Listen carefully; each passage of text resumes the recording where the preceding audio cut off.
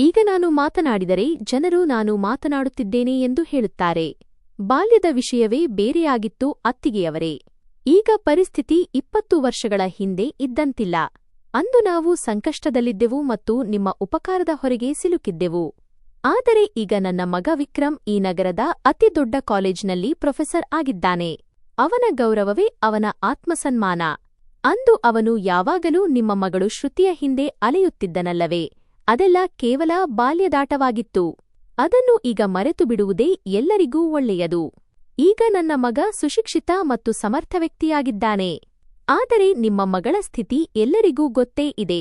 Inter PUC ಪರೀಕ್ಷೆಯಲ್ಲಿ 2 ಬಾರಿ ಫೇಲಾಗಿ ಈಗ ಮನೆಯ 4 ಗೋಡೆಗಳ ಮಧ್ಯೆ ಕುಳಿತು ಸಮಯ ವ್ಯರ್ಥ ಮಾಡುತ್ತಿದ್ದಾಳೆ. ಪ್ರೊಫೆಸರ್ ಹೆಂಡತಿ ಅನಕ್ಷರಸ್ಥೆ ಮತ್ತು ದಡ್ಡ ಎಂದು ಜನರು ಆಡಿಕೊಳ್ಳುವಂತೆ ಮಾಡಿ ನಮ್ಮ ವಂಶದ ಮರ್ಯಾದೆ ಕಳೆದುಕೊಳ್ಳಲು ನಮಗೆ ಇಷ್ಟವಿಲ್ಲ. ಕಿರಣ್ ಅವರ ಈ ವಿಷಪೂರಿತ ಮತ್ತು ಹರಿತವಾದ ಮಾತುಗಳು ಶ್ರುತಿಯ ಅಸ್ತಿತ್ವಕ್ಕೆ ಸಾವಿರಾರು ಚೂರಿಗಳನ್ನು ಚುಚ್ಚಿದಂತಾಯಿತು. ಅಡುಗೆ ಮನೆಯ ಬಾಗಿಲ ಹಿಂದೆ ನಿಂತು ತನ್ನ ನಿಶ್ಚಿತಾರ್ಥದ ಸಂಭ್ರಮದಲ್ಲಿ ಮುಗುಳ್ನಗುತ್ತಿದ್ದ ಅವಳ ಕೆನ್ನೆಗಳ ಮೇಲೆ ಹಠಾತ್ತನೆ ಕಣ್ಣೀರಿನ ಮಳೆ ಸುರಿಯಲಾರಂಭಿಸಿತು. ಕೈಯಲ್ಲಿದ್ದ ಚಹಾದ ಟ್ರೀ ನಡುಗತೊಡಗಿತು. ಆಗ ಶ್ರುತಿಯ ತಂದೆ ಶೇಖರ್ ಅವರು ದೀರ್ಘವಾಗಿ ನಿಟ್ಟುಸಿರು ಬಿಟ್ಟು ಮೃದುಧ್ವನಿಯಲ್ಲಿ ಹೇಳಿದರು, ಸೋದರಿ, ಸಂಬಂಧಗಳು ಹಣ ಅಥವಾ ಪದವಿಯಿಂದಲ್ಲ, ಹೃದಯದಿಂದ ಬೆಸೆಯಲ್ಪಡುತ್ತವೆ. ಶ್ರುತಿ ಓದಿನಲ್ಲಿ ಸ್ವಲ್ಪ ಹಿಂದುಳಿದಿರಬಹುದು, ಆದರೆ ಅವಳ ಮನಸ್ಸು ತುಂಬಾ ಪವಿತ್ರವಾಗಿದೆ. ಬಾಲ್ಯದಿಂದಲೇ ಅವಳ ಹೆಸರು ವಿಕ್ರಮ್ ಜೊತೆ ಬೆಸೆದುಕೊಂಡಿದೆ. ಇಂದು ನೀವು ಈ ರೀತಿ ಮಾತನಾಡಿದರೆ ನನ್ನ ನಂಬಿಕೆಯೇ ಸುಳ್ಳಾಗುತ್ತದೆ. ಆದರೆ ಕಿರಣ್ ಅವರ ಧಾಟಿ ಮತ್ತಷ್ಟು ಕಠಿಣವಾಯಿತು. ಕುರ್ಚಿಯಿಂದ ಎದ್ದು ನಿಲ್ಲುತ್ತಾ ಹೇಳಿದರು, ಭಾಯ್ ಸಾಹಬ್, ಗೌರವ ಸಿಗುವುದು ಹೃದಯದಿಂದಲ್ಲ, ಅಂತಸ್ತಿನಿಂದ. ನನ್ನ ಮಾತನ್ನು ಕಲ್ಲಿನ ಮೇಲಿನ ಗೆರೆ ಎಂದು ತಿಳಿದುಕೊಳ್ಳಿ. ವಿಕ್ರಮ್ ತನ್ನ ಜೀವನವನ್ನು ಏನನ್ನೂ ಸಾಧಿಸಲಾಗದ ಹುಡುಗಿಯ ಜೊತೆ ಮದುವೆಯಾಗಿ ಹಾಳು ಮಾಡಿಕೊಳ್ಳಲಾರ.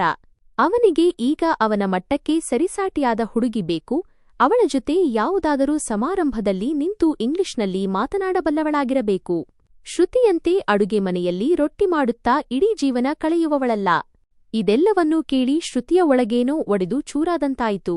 ಅವಳು ಕನ್ನಡಿಯಲ್ಲಿ ತನ್ನನ್ನು ತಾನು ನೋಡಿಕೊಂಡಳು ಮತ್ತು ಊದಿಕೊಂಡ ಕಣ್ಣುಗಳಿಂದ ತನ್ನನ್ನೇ ಪ್ರಶ್ನಿಸಿಕೊಂಡಳು, ನಾನು ನಿಜವಾಗಿಯೂ ಅಷ್ಟೊಂದು ಪ್ರಯೋಜನವಿಲ್ಲದವಳೇ? ನನ್ನ ಅಸ್ತಿತ್ವಕ್ಕೆ ಬೆಲೆಯೇ ಇಲ್ವಾ? ವಿಕ್ರಮ್ ಮತ್ತು ಶ್ರುತಿಯ ಕುಟುಂಬಗಳು ಒಂದೇ ಹಳ್ಳಿಯಲ್ಲಿ ವಾಸವಾಗಿದ್ದವು. ಶ್ರುತಿಯ ಕುಟುಂಬ ಆರ್ಥಿಕವಾಗಿ ಸ್ವಲ್ಪ ದುರ್ಬಲವಾಗಿತ್ತು ಮತ್ತು ವಿಕ್ರಮ್ ಒಬ್ಬ ಶ್ರೀಮಂತ ಕುಟುಂಬಕ್ಕೆ ಸೇರಿದವನಾಗಿದ್ದ. ಆರಂಭದಲ್ಲಿ ಇಬ್ಬರೂ ಹಳ್ಳಿಯ ಶಾಲೆಯಲ್ಲೇ ಓದುತ್ತಿದ್ದರು. ಅಲ್ಲಿ ಅವರ ನಡುವೆ ಸ್ನೇಹ ಬೆಳೆಯಿತು. ನಂತರ ವಿಕ್ರಮ್ ನಗರಕ್ಕೆ ಓದಲು ಹೋದನು. ಆದರೆ ನಗರಕ್ಕೆ ಹೋಗುವ ಮೊದಲು ಅವನು ತನ್ನ ತಾಯಿಯ ಬಳಿ ತಾನು ಶ್ರುತಿಯನ್ನು ಇಷ್ಟಪಡುತ್ತೇನೆ ಮತ್ತು ಅವಳನ್ನೇ ಮದುವೆಯಾಗುತ್ತೇನೆ ಎಂದು ಹೇಳಿದ್ದನು. ಮಗನ ಆಸೆಯಂತೆ ಕಿರಣ್ ಅವರು ಶ್ರುತಿ ಮತ್ತು ವಿಕ್ರಮ್ ನಿಶ್ಚಿತಾರ್ಥವನ್ನು ನಿಗದಿಪಡಿಸಿದ್ದರು. ಆದರೆ ವಿಕ್ರಮ್ ನಗರಕ್ಕೆ ಹೋದ ಮೇಲೆ ಅಲ್ಲಿನ ಪ್ರಪಂಚದಲ್ಲಿ ಮಗ್ನನಾದನು ಮತ್ತು ಶ್ರುತಿಯ ಬಗ್ಗೆ ಅವನ ಮನಸ್ಸಿನಲ್ಲಿ ಕೀಳರಿಮೆ ಉಂಟಾಯಿತು. ಇತ್ತ ಶ್ರುತಿ ಓದಿನಲ್ಲಿ ಹೆಚ್ಚು ಗಮನ ಕೊಡದ ಕಾರಣ ಫೇಲಾದಳು ಮತ್ತು ಇಂದು ಅವಳು ಅವಮಾನವನ್ನು ಎದುರಿಸಬೇಕಾಯಿತು. ಕಿರಣ್ ಅವರು ಹೋದ ನಂತರ ಅಂದು ರಾತ್ರಿಯೇ ಶ್ರುತಿ ಒಂದು ನಿರ್ಧಾರ ಮಾಡಿದಳು. ಈ ಅವಮಾನಕ್ಕೆ ಮಾತುಗಳಿಂದಲ್ಲ, ತನ್ನ ಯಶಸ್ಸಿನ ಮೂಲಕವೇ ಉತ್ತರ ನೀಡಬೇಕೆಂದು ಅವಳು ನಿರ್ಧರಿಸಿದಳು. ಧೂಳು ಹಿಡಿದಿದ್ದ ಹಳೆಯ ಪುಸ್ತಕಗಳನ್ನು ಹೊರತೆಗೆದಳು. ಸೋತು ಹೋದ ಹುಡುಗಿಯೊಬ್ಬಳು ಗೆಲ್ಲಲೇಬೇಕೆಂದು ಹಠತೊಟ್ಟರೆ ಅವಳು ಇತಿಹಾಸವನ್ನೇ ಬದಲಿಸಬಲ್ಲಳು ಎಂಬುದನ್ನು ವಿಕ್ರಮ್ ಮತ್ತು ಅವನ ಅಹಂಕಾರಿ ತಾಯಿಗೆ ತೋರಿಸಿಕೊಟ್ಟ ನಂತರವೇ ತನ್ನ ಕಣ್ಣುಗಳಿಗೆ ನಿದ್ರೆ ಬರಬೇಕೆಂದು ಅವಳು ಸಂಕಲ್ಪ ಮಾಡಿದಳು. ಒಂದು ಕಾಲದಲ್ಲಿ ತನ್ನ ಪ್ರಪಂಚದ ಕೇಂದ್ರವಾಗಿದ್ದ ವಿಕ್ರಮ್ ಈಗ ಅವಳಿಗೆ ಒಂದು ಸವಾಲಾಗಿ ಕಂಡನು. ಅವಳು ನಗರಕ್ಕೆ ಹೋಗಲು ನಿರ್ಧರಿಸಿದಳು ಮತ್ತು ತಂದೆಯ ಮುಂದೆ ಕೈಮುಗಿದು ಹೇಳಿದಳು, ಅಪ್ಪ, ನನಗೆ ಒಂದೇ ಒಂದು ಅವಕಾಶ ಕೊಡಿ. ನಾನು ಯಾರಿಗೂ ಹೊರೆಯಲ್ಲ ಎಂದು ಸಾಬೀತುಪಡಿಸಲು ಬಯಸುತ್ತೇನೆ. ಮನುಷ್ಯನನ್ನು ಕೇವಲ ಪದವಿಗಳಿಂದ ಅಳೆಯುವ ಈ ಸಮಾಜದ ಅಪಹಾಸ್ಯಕ್ಕೆ ಅಂತ್ಯ ಹಾಡಲು ಬಯಸುತ್ತೇನೆ. ಮಗಳ ಆತ್ಮವಿಶ್ವಾಸವನ್ನು ಕಂಡ ಶೇಖರ್ ಅವರು ಅವಳಿಗೆ ನಗರಕ್ಕೆ ಹೋಗಿ ಓದಲು ಅನುಮತಿ ನೀಡಿದರು. ಮರುದಿನವೇ ಶ್ರುತಿ ತನ್ನ ಹಳೆಯ ಪುಸ್ತಕಗಳನ್ನು ಒಂದು ಚೀಲದಲ್ಲಿ ಕಟ್ಟಿಕೋಣೆಯ ಬಾಗಿಲನ್ನು ಒಳಗಿನಿಂದ ಹಾಕಿಕೊಂಡಳು. ಅವಳ ಕಿವಿಯಲ್ಲಿ ಇನ್ನೂ ಕಿರಣ್ ಆಂಟಿಯ ಮಾತುಗಳು ಪ್ರತಿಧ್ವನಿಸುತ್ತಿದ್ದವು. ಅವರು ಅವಳ ತಂದೆಯ ಬಳಿ ಹೀಗೆ ಹೇಳುತ್ತಿದ್ದರು, ಭಾಯ್ ಸಾಹಬ್, ಈ ಹುಡುಗಿಯನ್ನು ನಗರಕ್ಕೆ ಕಳುಹಿಸಿ. ನಿಮ್ಮ ಹಣ ಮತ್ತು ಸಮಯ ಎರಡನ್ನೂ ವ್ಯರ್ಥ ಮಾಡಬೇಡಿ.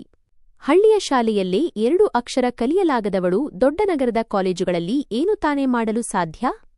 ಶ್ರುತಿ ಈ ಕಹಿ ಮಾತುಗಳನ್ನು ತನ್ನ ಹೃದಯದಲ್ಲಿ ಒಂದು ಭದ್ರವಾದ ಆಸ್ತಿಯಂತೆ ಸಂಗ್ರಹಿಸಿಟ್ಟುಕೊಂಡಳು. ಅವಳ ಕಣ್ಣುಗಳಲ್ಲಿ ಈಗ ಕಣ್ಣೀರು ಇರಲಿಲ್ಲ, ಬದಲಿಗೆ ಒಂದು ಕೆಚ್ಚಿನ ಕಿಚ್ಚು ಉರಿಯುತ್ತಿತ್ತು. ಅವಳು ತಂದೆಯ ಬಳಿ ಹೋಗಿ ಮೆಲ್ಲನೆ ಹೇಳಿದಳು, ಅಪ್ಪ, ನನಗೆ ಕೇವಲ ಒಂದು ಅವಕಾಶ ನೀಡಿ. ನಾನು ಎಂದಿಗೂ ನಿಮ್ಮ ತಲೆ ತಗ್ಗಿಸುವಂತೆ ಮಾಡುವುದಿಲ್ಲ. ಶೇಖರ್ ಅವರು ಮಗಳ ತಲೆಯ ಮೇಲೆ ಕೈ ಇಟ್ಟು ಗದ್ಗದಿತ ಧ್ವನಿಯಲ್ಲಿ ಹೇಳಿದರು, ಶ್ರುತಿ ಮಗಳೇ, ನಗರದ ಜೀವನ ತುಂಬಾ ಕಷ್ಟ ಇರುತ್ತದೆ. ಅಲ್ಲಿ ಯಾರೂ ನಮ್ಮವರಿರುವುದಿಲ್ಲ ಮತ್ತು ನೀನಂತೂ ಎಂದೂ ಒಬ್ಬಂಟಿಯಾಗಿ ಮನೆಯಿಂದ ಹೊರಗೆ ಹೋದವಳಲ್ಲ. ಇದೆಲ್ಲವನ್ನೂ ಹೇಗೆ ನಿಭಾಯಿಸುತ್ತೀಯಾ? ಶ್ರುತಿ ತಂದೆಯ ಕೈ ಹಿಡಿದು ಉತ್ತರಿಸಿದಳು, ಅಪ್ಪ, ಎಲ್ಲಿ ನಮ್ಮವರ ಮಾತುಗಳೇ ಇಷ್ಟು ಪರಕೀಯವಾಗಿ ಕೇಳಿಸುತ್ತವೆಯೋ ಅಲ್ಲಿ ನಗರದ ಅಪರಿಚಿತ ಪ್ರಪಂಚವೇ ಹೆಚ್ಚು ನೆಮ್ಮದಿ ನೀಡುತ್ತದೆ. ನನಗೆ ಕೇವಲ ನಿಮ್ಮ ಆಶೀರ್ವಾದ ಬೇಕು. ನಾನು ಅಲ್ಲಿಗೆ ನನ್ನ ಗುರುತನ್ನು ಬದಲಾಯಿಸಿಕೊಂಡೇ ಹೋಗುತ್ತೇನೆ. ಇದರಿಂದ ಯಾರೂ ನನ್ನನ್ನು ಫೇಲಾದ ಆ ಅಸಮರ್ಥ ಶ್ರುತಿ ಎಂದು ಕರೆಯಬಾರದು.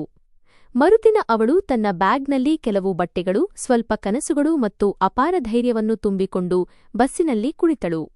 ನಗರವನ್ನು ತಲುಪಿದ ನಂತರ ಅವಳು ಒಂದು ಸಣ್ಣ ಹಾಸ್ಟೆಲ್ನಲ್ಲಿ ಕೊಠಡಿಯನ್ನು ಪಡೆದಳು. ಅಲ್ಲಿನ ವಾರ್ಡನ್ ರೀತಾ ಅವರು ಕಟ್ಟುನಿಟ್ಟಾದ ಸ್ವಭಾವದ ಮಹಿಳೆಯಾಗಿದ್ದರು. ಅವರು ಶ್ರುತಿಯನ್ನು ಮೇಲಿಂದ ಕೆಳಗಿನವರೆಗೆ ನೋಡುತ್ತಾ ಕೇಳಿದರು, ಏ ಹುಡುಗಿ, ನಿನ್ನ ಹೆಸರೇನು ಮತ್ತು ಇಲ್ಲಿಗೆ ಯಾವ ಉದ್ದೇಶದಿಂದ ಬಂದಿದ್ದೀಯಾ?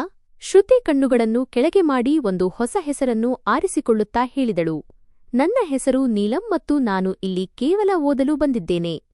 ವಾರ್ಡನ್ ರೀತಾ ಅವರು ವ್ಯಂಗ್ಯದ ನಗೆಯೊಂದಿಗೆ ಹೇಳಿದರು, ಇಲ್ಲಿಗೆ ಎಲ್ಲರೂ ಇದನ್ನೇ ಹೇಳಿಕೊಂಡು ಬರುತ್ತಾರೆ ಮಗಳೇ.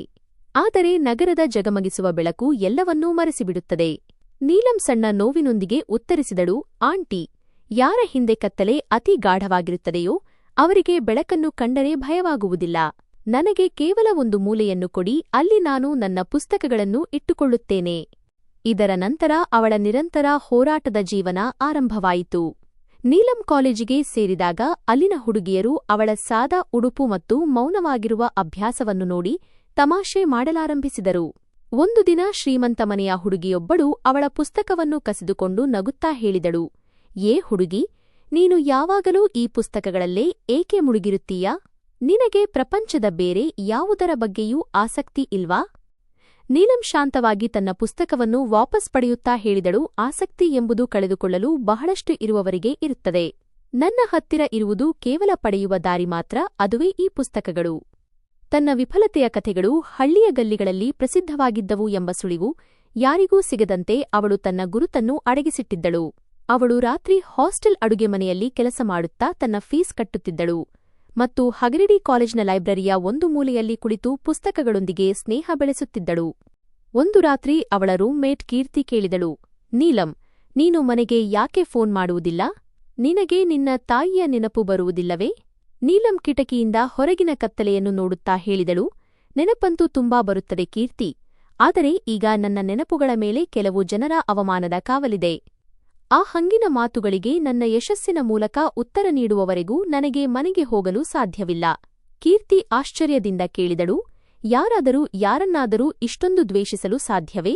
ನೀಲಂ ಸಣ್ಣ ನಗೆಯೊಂದಿಗೆ ಹೇಳಿದಳು, ದ್ವೇಷವನ್ನು ದೌರ್ಬಲ್ಯವಿರುವವರು ಮಾಡುತ್ತಾರೆ, ಬಲಿಷ್ಠರು ಅವಮಾನ ಮಾಡುತ್ತಾರೆ, ಮತ್ತು ಅದೇ ಅವಮಾನ ಇಂದು ನನ್ನ ಅತಿ ದೊಡ್ಡ ಶಕ್ತಿಯಾಗಿ ಮಾರ್ಪಟ್ಟಿದೆ. ಓದಿನ ಈ ಪ್ರಯಾಣದಲ್ಲಿ ವಿಕ್ರಮನ ನೆನಪು ಈಗ ಅವಳ ಮನಸ್ಸಿನಲ್ಲಿ ಒಂದು ಕ್ಷಣವೂ ಬರುತ್ತಿರಲಿಲ್ಲ, ಏಕೆಂದರೆ ವಿಕ್ರಮನ ಪ್ರೀತಿ ಕೇವಲ ಬಾಲ್ಯದ ಆಟವಾಗಿತ್ತು ಮತ್ತು ಅದರ ಬೆಲೆಯನ್ನು ಅವಳು ತನ್ನ ಮರ್ಯಾದೆ ಮತ್ತು ಆತ್ಮಸನ್ಮಾನದ ಮೂಲಕ ತೆರಬೇಕಾಯಿತು ಎಂದು ಅವಳು ಅರ್ಥಮಾಡಿಕೊಂಡಿದ್ದಳು. ಒಂದು ದಿನ ಕಾಲೇಜಿನ ಪ್ರೊಫೆಸರ್ ತರಗತಿಗೆ ಬಂದು ಹೇಳಿದರು, ನಮ್ಮ ತರಗತಿಯಲ್ಲಿ ಒಬ್ಬ ವಿದ್ಯಾರ್ಥಿನಿ ಇದ್ದಾಳೆ, ಅವಳು ಎಲ್ಲಾ ದಾಖಲೆಗಳನ್ನು ಮುರಿದಿದ್ದಾಳೆ. ನೀಲಂ, ನೀನು ವೇದಿಕೆಗೆ ಬಂದು ನಿನ್ನ ಈ ಯಶಸ್ಸಿನ ರಹಸ್ಯವನ್ನು ಎಲ್ಲರಿಗೂ ತಿಳಿಸು. ನೀಲಂ ಎದ್ದು ನಿಂತಾಗ ಅವಳ ಕಣ್ಣ ಮುಂದೆ ತನ್ನ ಹಳ್ಳಿಯ ಅದೇ ಅಂಗಳ ಸುಳಿದು ಹೋಯಿತು. ಅಲ್ಲಿ ಅವಳನ್ನು ನಾಲಾಯಕ್ಕೆಂದು ಹೇಳಿ ತಿರಸ್ಕರಿಸಲಾಗಿತ್ತು. ಅವಳು ಮೈಕ್ ಹಿಡಿದು ಇಷ್ಟೇ ಹೇಳಿದಳು, ನನ್ನ ಯಶಸ್ಸಿನ ರಹಸ್ಯ ಆ ನೋವು, ಇದನ್ನು ನಾನು ನನ್ನವನು ಎಂದು ನಂಬಿದ್ದ ವ್ಯಕ್ತಿಯೇ ನನಗೆ ನೀಡಿದ್ದನು. ಮನುಷ್ಯನ ರೂಪವನ್ನು ಬದಲಾಯಿಸುವುದು ಸುಲಭ, ಆದರೆ ತನ್ನ ಆತ್ಮವನ್ನು ಬಲಪಡಿಸಿಕೊಳ್ಳುವುದು ಅತೀ ಕಷ್ಟದ ಕೆಲಸ ಎಂದು ನಾನು ಕಲಿತಿದ್ದೇನೆ. ಅದೇ ಸಮಯದಲ್ಲಿ ಅವಳಿಗೆ ಹೆಸರಾಂತ ವಿಶ್ವವಿದ್ಯಾಲಯದಿಂದ ಮುಂದಿನ ಓದಿಗಾಗಿ ಸ್ಕಾಲರ್ಶಿಪ್ ವಿದ್ಯಾರ್ಥಿವೇತನ ಆಫರ್ ಬಂದಾಗ ಅವಳ ಕಣ್ಣುಗಳಿಂದ ಮೊದಲ ಬಾರಿಗೆ ಸಂತೋಷದ ಕಣ್ಣೀರು ಸುರಿಯಿತು. ಅವಳು ಅಂದೇ ರಾತ್ರಿ ತನ್ನ ತಂದೆ ಶೇಖರ್ ಅವರಿಗೆ ಪತ್ರ ಬರೆದಳು, ಅಪ್ಪ, ಈಗ ನಿಮ್ಮ ತಲೆ ಹೆಮ್ಮೆಯಿಂದ ಎತ್ತಿ ನಿಲ್ಲುವ ಸಮಯ ಬಂದಿದೆ. ಅಂದು ನಮ್ಮವರು ನಮಗಾಗಿ ಬಾಗಿಲು ಮುಚ್ಚಿದ ರಾತ್ರಿ ನಾನು ಯಾವ ಕನಸನ್ನು ಕಂಡಿದ್ದೆನೋ ಅದನ್ನು ನನಸು ಮಾಡಿದ್ದೇನೆ. ನಗರದ ಆ ಜನಸಂದಣಿಯಲ್ಲಿ ಅವಳು ಈಗ ಒಬ್ಬ ಅನಾಮಧೇಯ ಹುಡುಗಿಯಾಗಿ ಉಳಿಯಲಿಲ್ಲ, ಬದಲಾಗಿ ಒಂದು ಪ್ರಭಾವಶಾಲಿ ಗುರುತನ್ನು ನಿರ್ಮಿಸುವ ಹಾದಿಯಲ್ಲಿ ಹೊರಟಿದ್ದಳು. ಈಗ ಅವಳಿಗೆ ಯಾವ ವಿಕ್ರಮನ ಅಗತ್ಯವೂ ಇರಲಿಲ್ಲ ಅಥವಾ ಯಾವ ಆಂಟಿಯ ಬೆಂಬಲವೂ ಬೇಕಿರಲಿಲ್ಲ. ಅವಳ ಧಾಟಿಯಲ್ಲಿ ಈಗ ಆತ್ಮಸನ್ಮಾನದ ದೃಢತೆಯಿತ್ತು ಮತ್ತು ಮಾತುಗಳಲ್ಲಿ ಒಂದು ಸ್ಥಿರತೆ ಬಂದಿತ್ತು. ಅದು ಕೇವಲ ಸಂಕಷ್ಟದ ಅಗ್ನಿಯಲ್ಲಿ ಬೆಂದವರಿಗೆ ಮಾತ್ರ ಇರುತ್ತದೆ. ಅವಳು ತನ್ನ ಶ್ರಮದ ಬಲದಿಂದ ಸಿವಿಲ್ ಸರ್ವಿಸ್ ಪರೀಕ್ಷೆಯ ತಯಾರಿ ನಡೆಸಿದಳು ಮತ್ತು ಹಗಲಿರುಳು ಶ್ರಮಿಸಿದಳು. ಜನರು ಸುಖವಾಗಿ ನಿದ್ರಿಸುವಾಗ ಅವಳು ಎಚ್ಚರವಿದ್ದು ಓದುತ್ತಿದ್ದಳು. ಜನರು ಸುತ್ತಾಡಲು ಹೊರಟಾಗ ಅವಳು ಫೈಲ್ಗಳು ಮತ್ತು ಪುಸ್ತಕಗಳ ರಾಶಿಯಲ್ಲಿ ಮುಳುಗಿರುತ್ತಿದ್ದಳು. ಅವಳ ಪ್ರತಿದಿನವೂ ಅವಳನ್ನು ಆ ಗುರಿಯತ್ತ ಕೊಂಡೊಯ್ಯುತ್ತಿತ್ತು. ಅಲ್ಲಿ ಅವಳು ಯಾರ ಮೇಲೂ ಸೇಡು ತೀರಿಸಿಕೊಳ್ಳಬೇಕಿರಲಿಲ್ಲ, ಬದಲಾಗಿ ತನ್ನ ಸಾಧನೆಯ ಎತ್ತರದ ಮೂಲಕ ಉತ್ತರ ನೀಡಬೇಕಿತ್ತು. ಈಗ ಅವಳು ಯಾರೋ ಏನೋ ಅಂದ ತಕ್ಷಣ ಅಳುವ ಶ್ರುತಿಯಾಗಿರಲಿಲ್ಲ. ಈಗ ಅವಳು ನೀಲಂ ಆಗಿ ಬದಲಾಗಿದ್ದಳು.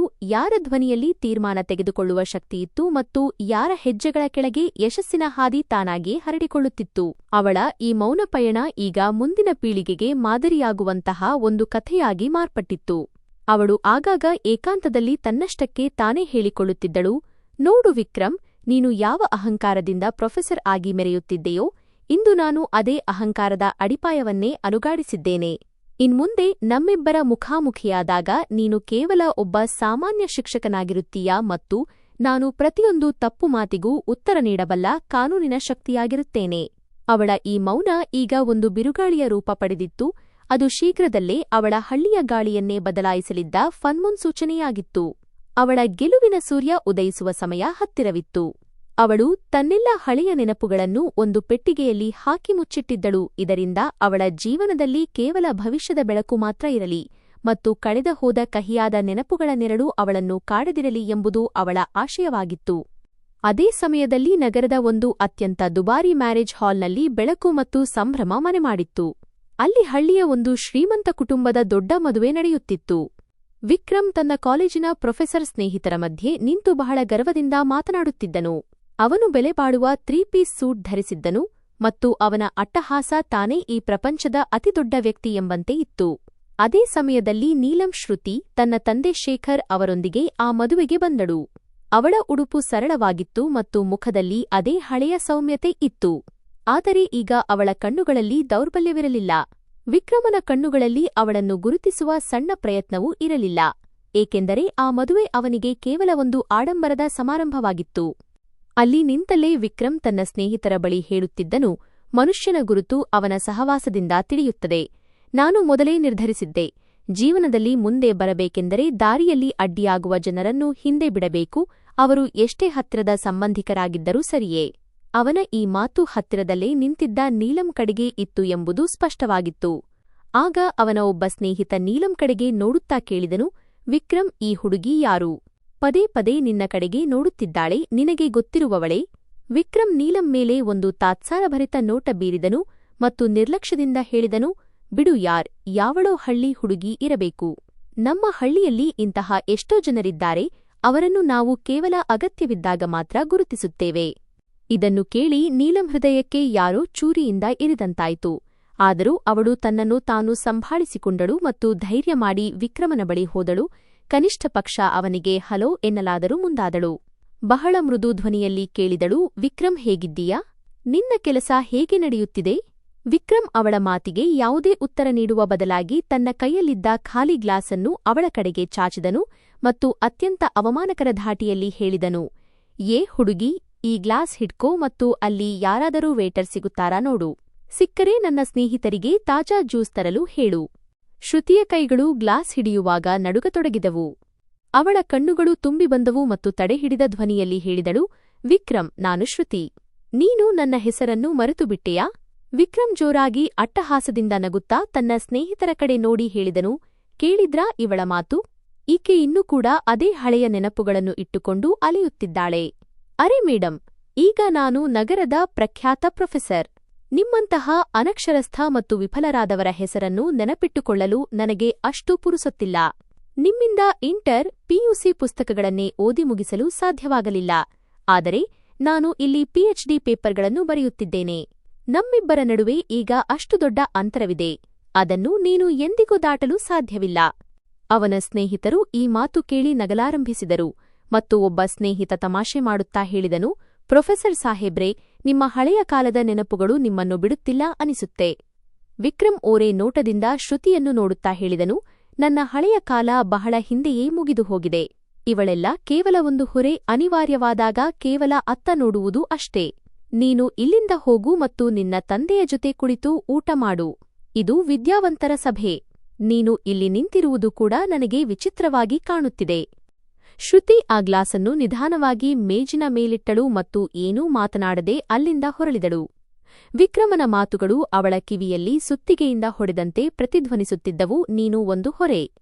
ವಿಕ್ರಮ್ ಮತ್ತೆ ತನ್ನ ಲೋಕದಲ್ಲಿ ಮಗ್ನನಾದನು. ತನ್ನ ಬಾಲ್ಯದ ಗೆಳತಿಯ ಆತ್ಮಕ್ಕೆ ತಾನು ಎಷ್ಟು ಆಳವಾದ ಗಾಯ ಮಾಡಿದೆ ಎಂಬ ಬಗ್ಗೆ ಕನಿಷ್ಠ ಪಕ್ಷ ತಿರುಗಿ ನೋಡುವ ಕರುಣೆಯೂ ಅವನಿಗಿರಲಿಲ್ಲ. ಅವನು ಸ್ನೇಹಿತರ ಬಳಿ ಹೇಳುತ್ತಿದ್ದನು, ನಾನು ನನ್ನ ತಾಯಿಗೆ ಸ್ಪಷ್ಟವಾಗಿ ಹೇಳಿದ್ದೇನೆ, ನನಗಾಗಿ ಹುಡುಗಿಯನ್ನು ಹುಡುಕುವಾಗ ಕನಿಷ್ಠ ಅವಳು ಗೋಲ್ಡ್ ಮೆಡಲಿಸ್ಟ್ ಆಗಿರಬೇಕು. ಯಾಕೆಂದರೆ ಒಬ್ಬ ಪ್ರೊಫೆಸರ್ ಹೆಂಡತಿ ಕೂಡ ಪ್ರೊಫೆಸರ್ ತರಹವೇ ಕಾಣಬೇಕು. ದೂರದಲ್ಲಿ ನಿಂತಿದ್ದ ಶ್ರುತಿ ಇದೆಲ್ಲವನ್ನೂ ಕೇಳುತ್ತಿದ್ದಳು. ಅವಳು ತನ್ನ ಕಣ್ಣೀರು ಒರೆಸಿಕೊಂಡಳು ಮತ್ತು ಇಂದಿನ ನಂತರ ವಿಕ್ರಮನ ಹೆಸರು ತನಗೊಂದು ಕೇವಲ ಪಾಠವಾಗಿ ಉಳಿಯಲಿ ಎಂದು ನಿರ್ಧರಿಸಿದಳು. ವಿಕ್ರಮನ ಅಹಂಕಾರ ಅವನನ್ನು ಕುರುಡನನ್ನಾಗಿ ಮಾಡಿದೆ ಮತ್ತು ಅವನು ಈಗ ಯಾವುದೇ ಸಂಬಂಧದ ಬೆಲೆಯನ್ನು ಅರಿಯಲಾರದಷ್ಟು ಬದಲಾಗಿದ್ದಾನೆ ಎಂಬುದು ಅವಳಿಗೆ ಸ್ಪಷ್ಟವಾಗಿ ಅರಿವಾಯಿತು. ಅದೇ ಸಮಯದಲ್ಲಿ ವಿಕ್ರಮನ ತಾಯಿ ಕಿರಣ್ಜಿ ಅಲ್ಲಿಗೆ ಬಂದರು ಮತ್ತು ಶ್ರುತಿಯನ್ನು ತಿರಸ್ಕಾರದ ನೋಟದಿಂದ ನೋಡುತ್ತಾ ಹೇಳಿದರು, ನೋಡಿದೆಯಾ ಶ್ರುತಿ, ನನ್ನ ಮಗ ಇಂದು ಯಾವ ಮಟ್ಟದಲ್ಲಿದ್ದಾನೆ ಎಂದು. ಈಗ ಅವನು ನಿನ್ನಂತಹ ಹುಡುಗಿಯರಿಗೆ ಒಂದು ಗ್ಲಾಸ್ ಹಿಡಿಯಲು ಕೂಡ ಲಾಯಕ್ಕಿಲ್ಲ ಎಂದು ಭಾವಿಸುತ್ತಾನೆ. ಆದ್ದರಿಂದ ನಿನ್ನ ಮಿತಿಯಲ್ಲಿ ನೀನಿರುವುದು ಒಳ್ಳೆಯದು ಮತ್ತು ನಮ್ಮ ಮನೆಗೆ ಸೊಸೆಯಾಗಿ ಬರುವ ಕನಸು ಕಾಣುವುದನ್ನು ಬಿಟ್ಟುಬಿಡು. ಶ್ರುತಿ ಕಿರಣ್ ಅವರ ಮಾತಿಗೆ ಯಾವುದೇ ಉತ್ತರ ನೀಡಲಿಲ್ಲ ಮತ್ತು ಸುಮ್ಮನೆ ಹಾಲ್ನಿಂದ ಹೊರಬಂದಳು. ಈಗ ಅವಳಿಗೆ ಸಂಪೂರ್ಣ ನಂಬಿಕೆ ಬಂದಿತ್ತು, ವಿಕ್ರಮನ ಜೀವನದಿಂದ ಹೊರಬರುವುದೇ ಅವಳ ಪಾಲಿನ ಅತಿ ದೊಡ್ಡ ಗೆಲುವು ಎಂದು. ಅಂದು ರಾತ್ರಿ ನೀಲಂ ಅಲಿಯಾಸ್ ಶ್ರುತಿ ತನ್ನ ಡೈರಿಯಲ್ಲಿ ಬರೆದಳು, ವಿಕ್ರಮ್, ನಿನಗೆ ಧನ್ಯವಾದಗಳು. ನೀನು ನನ್ನನ್ನು ಹೊರೆ ಎಂದು ಕರೆದು ನನ್ನ ಜೀವನದ ಅತಿ ದೊಡ್ಡ ದಾರಿಯನ್ನು ತೋರಿಸಿಕೊಟ್ಟೆ. ಈಗ ನಾನು ನಿನಗೆ ನನ್ನ ಯಶಸ್ಸಿನ ಅಂತಹ ದೃಶ್ಯವನ್ನು ತೋರಿಸುತ್ತೇನೆ ಎಂದರೆ ನೀನು ನನ್ನ ಕಡೆ ನೋಡಿದಾಗ ನಿನ್ನ ಅಹಂಕಾರ ತಾನಾಗಿಯೇ ಒಡೆದು ಹೋಗುತ್ತದೆ. ಆ ರಾತ್ರಿ ಗೋಡೆಗಳಿಗೆ ಅಪ್ಪಳಿಸಿದ ಅವಮಾನದ ಮಾತುಗಳು ಶ್ರುತಿಯನ್ನು ಮತ್ತಷ್ಟು ಬಲಿಷ್ಠಗೊಳಿಸಿದವು. ಅವಳು ಈಗ ಯಾರ ಬೆಂಬಲವೂ ಬೇಕಿರದ ಅಸಹಾಯಕ ಹುಡುಗಿಯಾಗಿರಲಿಲ್ಲ. ವಿಕ್ರಮ್ ಯಾರನ್ನು ಹೊರೆ ಎಂದು ಭಾವಿಸಿ ತನ್ನ ಜೀವನದಿಂದ ಹೊರಹಾಕಿದ್ದನೋ ಅದೇ ಶ್ರುತಿ ಈಗ ತನ್ನ ಕಾಲ ಮೇಲೆ ತಾನು ನಿಲ್ಲಲು ಸಂಪೂರ್ಣ ಸಿದ್ಧಳಾಗಿದ್ದಳು. ಅದೇ ಹೊರೆ ಒಂದು ದಿನ ತನ್ನ ಇಡೀ ವೃತ್ತಿಜೀವನಕ್ಕೆ ಅತಿ ದೊಡ್ಡ ಸವಾಲಾಗಿ ಎದುರಾಗಲಿದೆ ಎಂಬ ಕನಿಷ್ಠ ಅಂದಾಜು ವಿಕ್ರಮನಿಗೆ ಇರಲಿಲ್ಲ.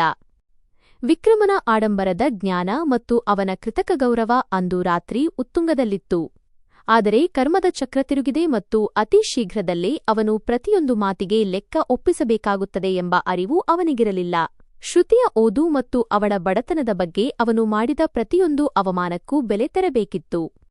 ನಗರದ ಆ ಚಳಿಯ ರಾತ್ರಿಯಲ್ಲಿ ಶ್ರುತಿ ತನ್ನ ತಂದೆ ಶೇಖರ್ ಅವರ ಕೈಹಿಡಿದು ದೃಢವಾದ ಧ್ವನಿಯಲ್ಲಿ ಹೇಳಿದಳು, ಅಪ್ಪ, ನನ್ನನ್ನು ನಾನು ಸಾಬೀತುಪಡಿಸುವವರೆಗೂ ಇಲ್ಲಿಂದ ವಾಪಸ್ ಬರುವುದಿಲ್ಲ.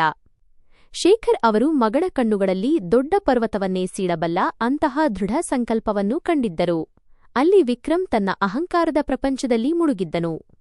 ಆದರೆ ಇಲ್ಲಿ ಶ್ರುತಿ ತನ್ನ ಕಣ್ಣೀರನ್ನೇ ಶಾಯಿಯನ್ನಾಗಿ ಮಾಡಿಕೊಂಡು ತನ್ನ ಹಣೆಬರಹದ ಹೊಸ ಕಥೆಯನ್ನು ಬರೆಯಲು ಆರಂಭಿಸಿದ್ದಳು.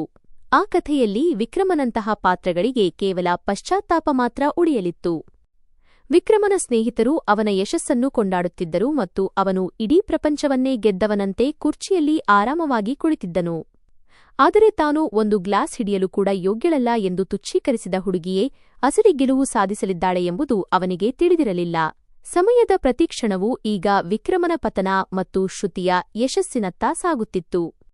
ಹಾಸ್ಟೆಲ್ನ ಆ ಸಣ್ಣ ಮತ್ತು ಇಕ್ಕಟ್ಟಾದ ಕೋಣೆಯಲ್ಲಿ ನೀಲಂ ತನ್ನ ಜೀವನದ ಹೊಸ ಅಧ್ಯಾಯವನ್ನು ಆರಂಭಿಸಿದ್ದಳು. ರಾತ್ರಿ 2 ಗಂಟೆಯಾದರೂ ಅವಳು ಟೇಬಲ್ ಲ್ಯಾಂಪ್ನ ಮಂದ ಬೆಳಕಿನಲ್ಲಿ ಫೈಲ್ಗಳನ್ನು ಹರಡಿಕೊಂಡು ಕುಳಿತಿರುತ್ತಿದ್ದಳು. ಅವಳ ರೂಮ್ಮೇಟ್ ಕೀರ್ತಿ ಎಷ್ಟೋ ಬಾರಿ ಹೊರಳಾಡಿ ಅವಳನ್ನು ನೋಡುತ್ತಿದ್ದಳು ಮತ್ತು ಕೊನೆಗೆ ನಿದ್ರೆಯಿಂದ ಎದ್ದು ಕುಳಿತಳು. ಆಕಳಿಸುತ್ತಾ ಕೀರ್ತಿ ಹೇಳಿದಳು, ನೀಲಂ, ನೀನು ನಿನ್ನ ಆರೋಗ್ಯ ಹಾಳು ಮಾಡಿಕೊಳ್ಳುತ್ತೀಯಾ? ಅಷ್ಟಕ್ಕೂ ಇದು ಯಾವ ಪರೀಕ್ಷೆಗಾಗಿ ನೀನು ನಿನ್ನ ನಿದ್ರೆ ಮತ್ತು ನೆಮ್ಮದಿಯನ್ನು ಹಾಳು ಮಾಡಿಕೊಳ್ಳುತ್ತಿದ್ದೀಯಾ? ಜೀವನದಲ್ಲಿ ಸ್ವಲ್ಪ ನಿರಾಳವಾಗಿರುವುದು ಅನಿವಾರ್ಯವಲ್ಲವೇ? ನೀಲಂ ಸುಸ್ತಾಗಿದ್ದ ಕಣ್ಣುಗಳನ್ನು ಉಜ್ಜಿಕೊಳ್ಳುತ್ತಾ ದೀರ್ಘವಾಗಿ ನಿಟ್ಟುಸಿರು ಬಿಟ್ಟು ಹೇಳಿದಳು, ಕೀರ್ತಿ, ನೆಮ್ಮದಿ ಎಂಬುದು ಕಳೆದುಕೊಳ್ಳಲು ಏನಾದರೂ ಇದ್ದವರಿಗೆ ಮಾತ್ರ ಇರುತ್ತದೆ. ನಾನು ನನ್ನ ಗುರುತಿನ ಹುಡುಕಾಟದಲ್ಲಿ ಹೊರಟಿದ್ದೇನೆ. ಜನರು ನನ್ನಿಂದ ಕಿತ್ತುಕೊಂಡ ಕನಸುಗಳನ್ನು ನಾನು ನನ್ನ ನಿದ್ರೆಯನ್ನು ಮಾರಿಕೊಳ್ಳಬೇಕಿದೆ. ಕೀರ್ತಿ ಅವಳ ಮೇಜಿನ ಮೇಲಿದ್ದ ಪುಸ್ತಕಗಳ ರಾಶಿಯನ್ನು ನೋಡಿ ಆಶ್ಚರ್ಯದಿಂದ ಕೇಳಿದಳು, ಆದರೆ ನಿನಗೆ ಈ ವರ್ಷದ ಅತಿ ದೊಡ್ಡ ಮೆರಿಟ್ ಸ್ಕಾಲರ್ಶಿಪ್ ಸಿಕ್ಕಿದೆ ಎಂದು ಮನೆಯವರಿಗೆ ಏಕೆ ಹೇಳಲಿಲ್ಲ? ನಿನ್ನ ತಂದೆಯಂತೂ ಖುಷಿಯಿಂದ ಕುಣಿದಾಡುತ್ತಾರೆ. ನೀನೇಕೆ ಇನ್ನೂ ನಿನ್ನ ಯಶಸ್ಸನ್ನು ಅಡಗಿಸಿಟ್ಟಿದ್ದೀಯಾ? ನಿನ್ನ ಓದಿನ ಬಗ್ಗೆ ಸಂಬಂಧಿಕರಿಗೆ ಏಕೆ ಹೇಳುತ್ತಿಲ್ಲ? ಸ್ವಲ್ಪ ಹೊತ್ತಿನ ಮೌನದ ನಂತರ ನೀಲಂ ಹೇಳಿದಳು, ಇನ್ನೂ ಸಮಯ ಬಂದಿಲ್ಲ ಕೀರ್ತಿ. ನಾನು ಈಗಲೇ ಎಲ್ಲವನ್ನೂ ಹೇಳಿಬಿಟ್ಟರೆ ನನ್ನ ಕಿರಣ್ ಆಂಟಿ ಮತ್ತೆ ಯಾವುದಾದರೂ ಹೊಸ ನಾಟಕ ಶುರು ಮಾಡುತ್ತಾರೆ. ನಾನು ಇಲ್ಲಿ ಯಾವುದೋ ಸಾಧಾರಣ ಕೆಲಸ ಮಾಡುತ್ತಿದ್ದೇನೆ ಅಥವಾ ಸಮಯ ವ್ಯರ್ಥ ಮಾಡುತ್ತಿದ್ದೇನೆ ಎಂದು ಅವರಿಗೆ ಅನಿಸುತ್ತಿದೆ. ಅವರಿಗೆ ಹಾಗೆಯೇ ಅನಿಸಲಿ, ಏಕೆಂದರೆ ಮೌನವಾಗಿ ಬಂದ ಯಶಸ್ಸು ನೀಡುವ ಸದ್ದು ಇಡೀ ಪ್ರಪಂಚಕ್ಕೆ ಕೇಳಿಸುತ್ತದೆ. ಅದೇ ಸಮಯದಲ್ಲಿ ಅವಳ ಫೋನ್ಗೆ ತಂದೆ ಶೇಖರ್ ಅವರ ಕರೆ ಬಂದಿತು. ನೀಲಂ ತನ್ನ ಧ್ವನಿಯನ್ನು ಸರಿಪಡಿಸಿಕೊಂಡು ಫೋನ್ ಕಿವಿಗೆ ಇಟ್ಟುಕೊಂಡಳು. ಅಲ್ಲಿ ತಂದೆ ಶೇಖರ್ ಅವರ ಧ್ವನಿಯಲ್ಲಿ ತೀವ್ರ ಆತಂಕವಿತ್ತು. ಅವರು ಕೇಳಿದರು, ಮಗಳೇ ನೀಲಂ, ಅಲ್ಲಿ ಎಲ್ಲವೂ ಸರಿಯಾಗಿ ನಡೆಯುತ್ತಿದೆಯಲ್ಲವೇ? ನಗರದಲ್ಲಿ ತುಂಬಾ ದುಬಾರಿ ಎಂದು ಕೇಳಿದ್ದೇನೆ. ಹಣದ ತೊಂದರೆಯಿದ್ದರೆ ಹೇಳು, ನಾನು ನನ್ನ ಜಮೀನಿನ ಸ್ವಲ್ಪ ಭಾಗವನ್ನು ಮಾರುತ್ತೇನೆ. ಆದರೆ ನೀನು ನಿನ್ನ ಓದನ್ನು ಅರ್ಧಕ್ಕೆ ನಿಲ್ಲಿಸಬೇಡ. ಇದನ್ನು ಕೇಳಿದ ತಕ್ಷಣ ನೀಲಂ ಕಣ್ಣುಗಳು ತುಂಬಿ ಬಂದವು. ಆದರೆ ಅವಳು ತನ್ನನ್ನು ತಾನು ಸಂಭಾಳಿಸಿಕೊಂಡು ದೃಢವಾದ ಧ್ವನಿಯಲ್ಲಿ ಹೇಳಿದಳು, ಇಲ್ಲ ಅಪ್ಪ, ನನಗೆ ಹಣದ ಅಗತ್ಯವಿಲ್ಲ. ನಾನು ಇಲ್ಲಿ ಹಾಸ್ಟೆಲ್ ಅಡುಗೆ ಮನೆಯಲ್ಲಿ ಕೆಲಸ ಮಾಡುತ್ತೇನೆ. ಅದರಿಂದಲೇ ನನ್ನ ಖರ್ಚು ವೆಚ್ಚಗಳು ಸುಗಮವಾಗಿ ನಡೆಯುತ್ತವೆ. ನೀವು ಕೇವಲ ನಿಮ್ಮ ಆರೋಗ್ಯದ ಬಗ್ಗೆ ಗಮನ ಕೊಡಿ. ಶೇಖರ್ ಅವರು ವಿಷಾದದ ಧ್ವನಿಯಲ್ಲಿ ಹೇಳಿದರು, ಮಗಳೇ, ನಿನ್ನನ್ನು ವಿಕ್ರಮನಂತಹ ಪ್ರೊಫೆಸರ್ ಓದುವ ಯಾವುದಾದರೂ ದೊಡ್ಡ ಕಾಲೇಜಿನಲ್ಲಿ ಓದಿಸಬೇಕೆಂದು ನನಗೂ ಆಸೆಯಿತ್ತು. ಆದರೆ ನನ್ನ ಆರ್ಥಿಕ ಪರಿಸ್ಥಿತಿ ಮಿತಿಯಲ್ಲಿದೆ. ನೀಲಂ ಸಣ್ಣ ನಗೆಯೊಂದಿಗೆ ಹೇಳಿದಳು, ಅಪ್ಪ, ಪ್ರೊಫೆಸರ್ ಆಗುವುದು ಕೇವಲ ಒಂದು ಹುದ್ದೆ ಅಷ್ಟೇ. ಅಸಲಿ ಎತ್ತರವನ್ನು ಮನುಷ್ಯ ತನ್ನ ಚಾರಿತ್ರ್ಯದಿಂದ ಪಡೆಯುತ್ತಾನೆ. ನೀವು ಚಿಂತಿಸಬೇಡಿ ಅಪ್ಪ. ಯಾವ ಪ್ರೊಫೆಸರ್ ಕನಸಿನಲ್ಲೂ ಯೋಚಿಸಲಾಗದಂತಹ ಸ್ಥಾನವನ್ನು ನಾನು ನಿಮಗೆ ತಲುಪಿ ತೋರಿಸುತ್ತೇನೆ. ಫೋನ್ ಕೆಳಗಿಟ್ಟ ತಕ್ಷಣ ನೀಲಂ ಮತ್ತೆ ತನ್ನ ಫೈಲ್ಗಳಲ್ಲಿ ಮುಳುಗಿಹೋದಳು. ತಾನು ಯಾವುದಕ್ಕಾಗಿ ಸಿದ್ಧತೆ ನಡೆಸುತ್ತಿದ್ದೇನೆ ಎಂಬ ವಿಷಯವನ್ನು ಅವಳು ತನ್ನ ತಂದೆಗೂ ತಿಳಿಸಿರಲಿಲ್ಲ. ಅವಳು ತನ್ನ ಸಿವಿಲ್ ಸರ್ವಿಸ್ ನಾಗರಿಕ ಸೇವೆ ಪರೀಕ್ಷೆಯ ಸಿದ್ಧತೆಯನ್ನು ಅತ್ಯಂತ ರಹಸ್ಯವಾದ ಮಿಷನ್ನಂತೆ ಮುಂದುವರಿಸಿದಳು. ಅವಳ ಜೀವನ ಈಗ ಒಬ್ಬ ಪತ್ತೆದಾರಿಯಂತಾಗಿತ್ತು. ಅವಳು ಕಾಲೇಜಿಗೆ ಹೋದಾಗ ಕ್ಯಾಂಟೀನ್ನಲ್ಲಿ ಕುಳಿತು ಹರಟೆ ಹೊಡೆಯುವ ಬದಲು ನೇರವಾಗಿ ಲೈಬ್ರರಿಯ ಅತಿ ಮೂಲೆಯಲ್ಲಿರುವ ಹಳೆಯ ಮತ್ತು ಧೂಳು ಹಿಡಿದ ಪುಸ್ತಕಗಳಿರುವ ಜಾಗಕ್ಕೆ ಹೋಗಿ ಕುಳಿತುಕೊಳ್ಳುತ್ತಿದ್ದಳು. ಒಂದು ದಿನ ಕಾಲೇಜಿನ ಪ್ರಿನ್ಸಿಪಾಲ್ ಅವಳನ್ನು ತಮ್ಮ ಕಚೇರಿಗೆ ಕರೆಸಿ ಹೇಳಿದರು, ನೀಲಂ, ನೀನು ರಾಷ್ಟ್ರಮಟ್ಟದ ಸ್ಪರ್ಧೆಯಲ್ಲಿ ಮೊದಲ ಸ್ಥಾನ ಗಳಿಸಿರುವುದು ನಮಗೆ ಹೆಮ್ಮೆಯ ವಿಷಯ. ಈಗ ನಿನಗೆ ಸರ್ಕಾರದ ಕಡೆಯಿಂದ ವಿಶೇಷ ವಿದ್ಯಾರ್ಥಿವೇತನ ಸ್ಕಾಲರ್ಶಿಪ್ ನೀಡಲಾಗುತ್ತಿದೆ. ಈ ಕಾರ್ಯಕ್ರಮಕ್ಕೆ ನಿನ್ನ ಕುಟುಂಬದವರನ್ನು ಕರೆಯಬೇಕೆಂದು ನೀನು ಬಯಸುತ್ತೀಯಾ? ನೀಲಂ ಅತ್ಯಂತ ಗೌರವದಿಂದ ತಲೆಬಾಗಿಸಿ ಹೇಳಿದಳು, ಸರ್, ಕ್ಷಮಿಸಿ.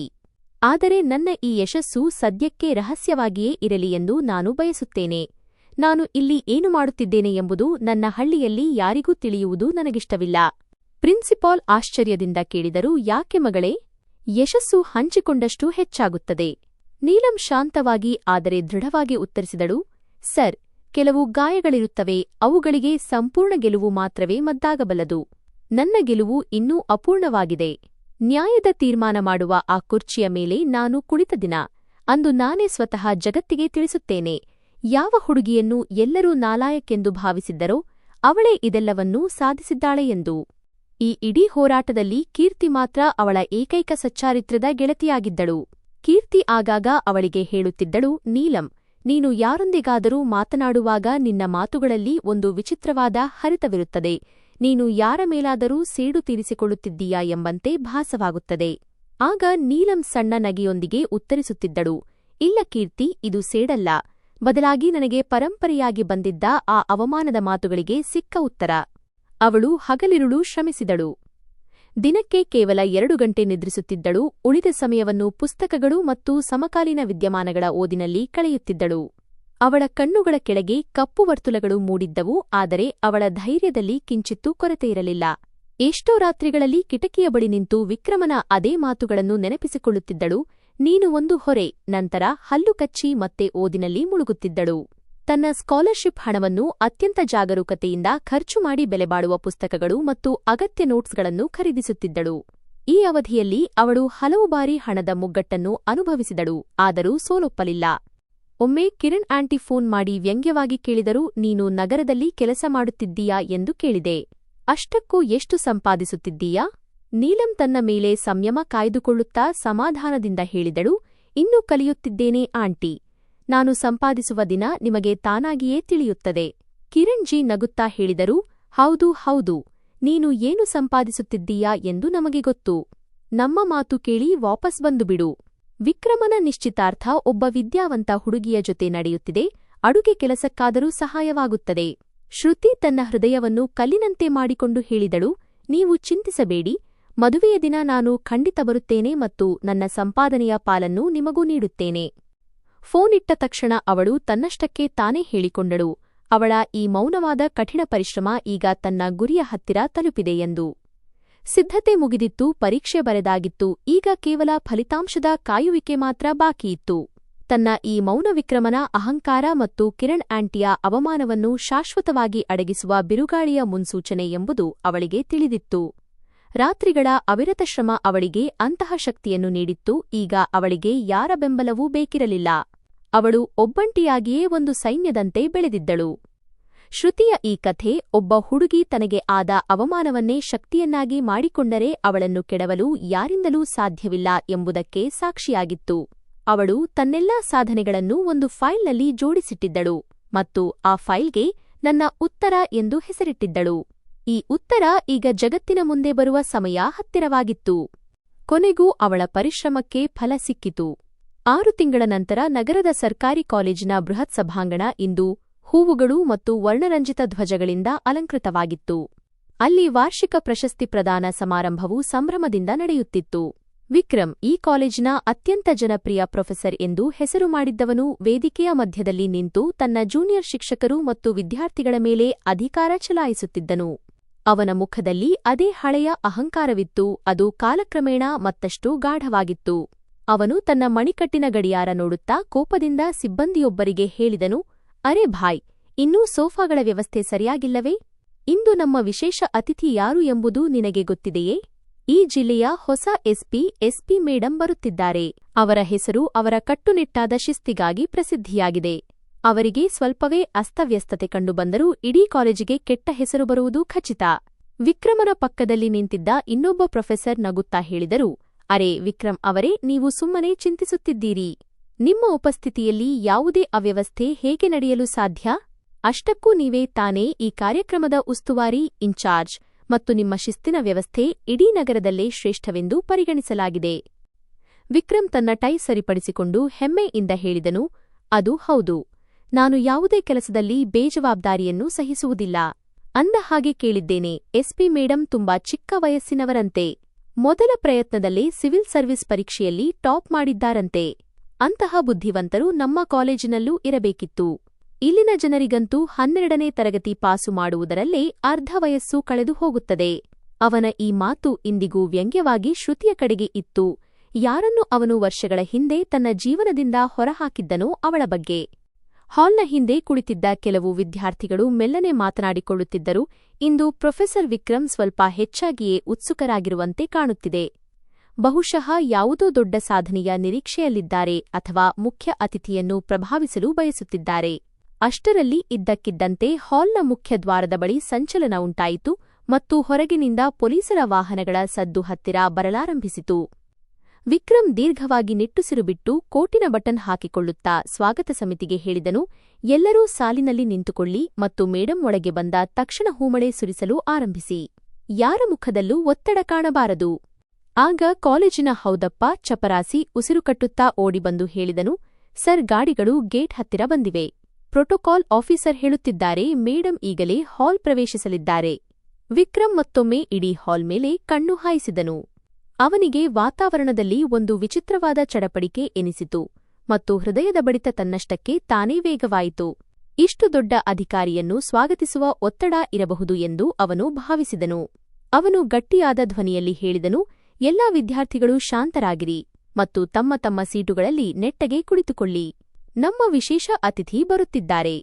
ಇಡೀ ಹಾಲ್ನಲ್ಲಿ ಮೌನ ಆವರಿಸಿತು ಮತ್ತು ಎಲ್ಲರ ಕಣ್ಣುಗಳು ಎಸ್ಪಿ ಮೇಡಂ ಒಳಗೆ ಬರಬೇಕಿದ್ದ ಆ ದೊಡ್ಡ ಬಾಗಿಲಿನ ಮೇಲೆ ನೆಟ್ಟವು. ವಿಕ್ರಮ್ ವೇದಿಕೆಯಿಂದ ಕೆಳಗಿಳಿದು ಹೂಗುಚ್ಛ ಹಿಡಿದು ಎದುರು ನಿಂತುಕೊಂಡನು. ಅವನ ಮನಸ್ಸಿನಲ್ಲಿ ಈ ಕ್ಷಣದಲ್ಲಿ ಕೇವಲ ತನ್ನ ಗೌರವ, ತನ್ನ ಹುದ್ದೆಯ ಬಗ್ಗೆ ಮಾತ್ರ ಯೋಚನೆಯಿತ್ತು. ಅಷ್ಟರಲ್ಲಿ ಬಾಗಿಲು ತೆರೆಯಿತು. ಪೊಲೀಸರು ದಾರಿ ಮಾಡಿಕೊಟ್ಟರು ಮತ್ತು ಗಾಢ ನೀಲಿ ಬಣ್ಣದ ಸೀರೆಯನ್ನು ಧರಿಸಿದ ಒಬ್ಬ ಘನವೆತ್ತ ಮಹಿಳೆ ಹಾಲ್ ಪ್ರವೇಶಿಸಿದಳು. ಅವಳ ಮುಖದಲ್ಲಿ ಅಂತಹ ಆತ್ಮವಿಶ್ವಾಸ ಮತ್ತು ತೇಜಸ್ಸು ಇತ್ತು ಎಂದರೆ ಜನರು ತಾನಾಗಿಯೇ ಗೌರವದಿಂದ ಎದ್ದು ನಿಂತರು. ವಿಕ್ರಮ್ ಮುಗುಳ್ನಗುತ್ತಾ ತಲೆಬಾಗಿಸಿ ಹೂಗುಚ್ಛವನ್ನು ಮುಂದೆ ಚಾಚಿದನು. ಆದರೆ ಯಾವಾಗ ಅವನ ಕಣ್ಣು ಎದುರು ನಿಂತಿದ್ದ ಮಹಿಳೆಯ ಮುಖದ ಮೇಲೆ ಬಿತ್ತೋ, ಅವನ ಕೈಗಳು ತಣ್ಣಗಾದವು ಮತ್ತು ನಾಲಿಗೆ ಅಂಗುಳಕ್ಕೆ ಅಂಟಿಕೊಂಡಂತಾಯಿತು. ಎದುರು ನಿಂತಿದ್ದು ಶ್ರುತಿ. ಅದೇ ಶ್ರುತಿ, ಯಾರನ್ನು ಅವನು ಒಂದು ಕಾಲದಲ್ಲಿ ಹೊರೆ ಮತ್ತು ಅಸಮರ್ಥಳು ಎಂದು ಹೇಳಿ ತಿರಸ್ಕರಿಸಿದ್ದನೋ ಅವಳೇ. ಶ್ರುತಿಯ ಕಣ್ಣುಗಳಲ್ಲಿ ಈಗ ಭಯವಿರಲಿಲ್ಲ. ಬದಲಿಗೆ ವಿಕ್ರಮನ ಇಡೀ ಅಹಂಕಾರವನ್ನು ಪುಡಿಮಾಡುವಂತಹ ಮಿಂಚಿತ್ತು. ಶ್ರುತಿ ಬಹಳ ಶಾಂತವಾಗಿ ಅವನ ನಡುಗುತ್ತಿದ್ದ ಕೈಗಳಿಂದ ಹೂಗುಚ್ಛವನ್ನು ಪಡೆದಳು ಮತ್ತು ಸಣ್ಣ ಹಾಗೂ ಸಮತೋಲಿತ ನಗೆಯೊಂದಿಗೆ ಹೇಳಿದಳು, ಧನ್ಯವಾದಗಳು ಪ್ರೊಫೆಸರ್ ಸಾಹೇಬ್ರೇ. ನೀವು ಈ ಕಾರ್ಯಕ್ರಮದ ಸಂಘಟಕರು ಎಂದು ಕೇಳಿದೆ. ಇಲ್ಲಿನ ಶಿಸ್ತು ಕೂಡ ನೀವು ಯಾವಾಗಲೂ ಹೇಳುವಂತೆಯೇ ಇರುತ್ತದೆ ಎಂದು ಆಶಿಸುತ್ತೇನೆ. ವಿಕ್ರಮನ ಗಂಟಲಲ್ಲಿ ಏನೋ ಸಿಕ್ಕಿ ಹಾಕಿಕೊಂಡಂತಾಯಿತು ಮತ್ತು ಅವನು ಬಯಸಿದರೂ ಒಂದು ಪದವನ್ನು ಮಾತನಾಡಲು ಸಾಧ್ಯವಾಗಲಿಲ್ಲ. ಅವನಿಗೆ ಇಡೀ ಹಾಲ್ ಸುತ್ತುತ್ತಿರುವಂತೆ ಭಾಸವಾಯಿತು.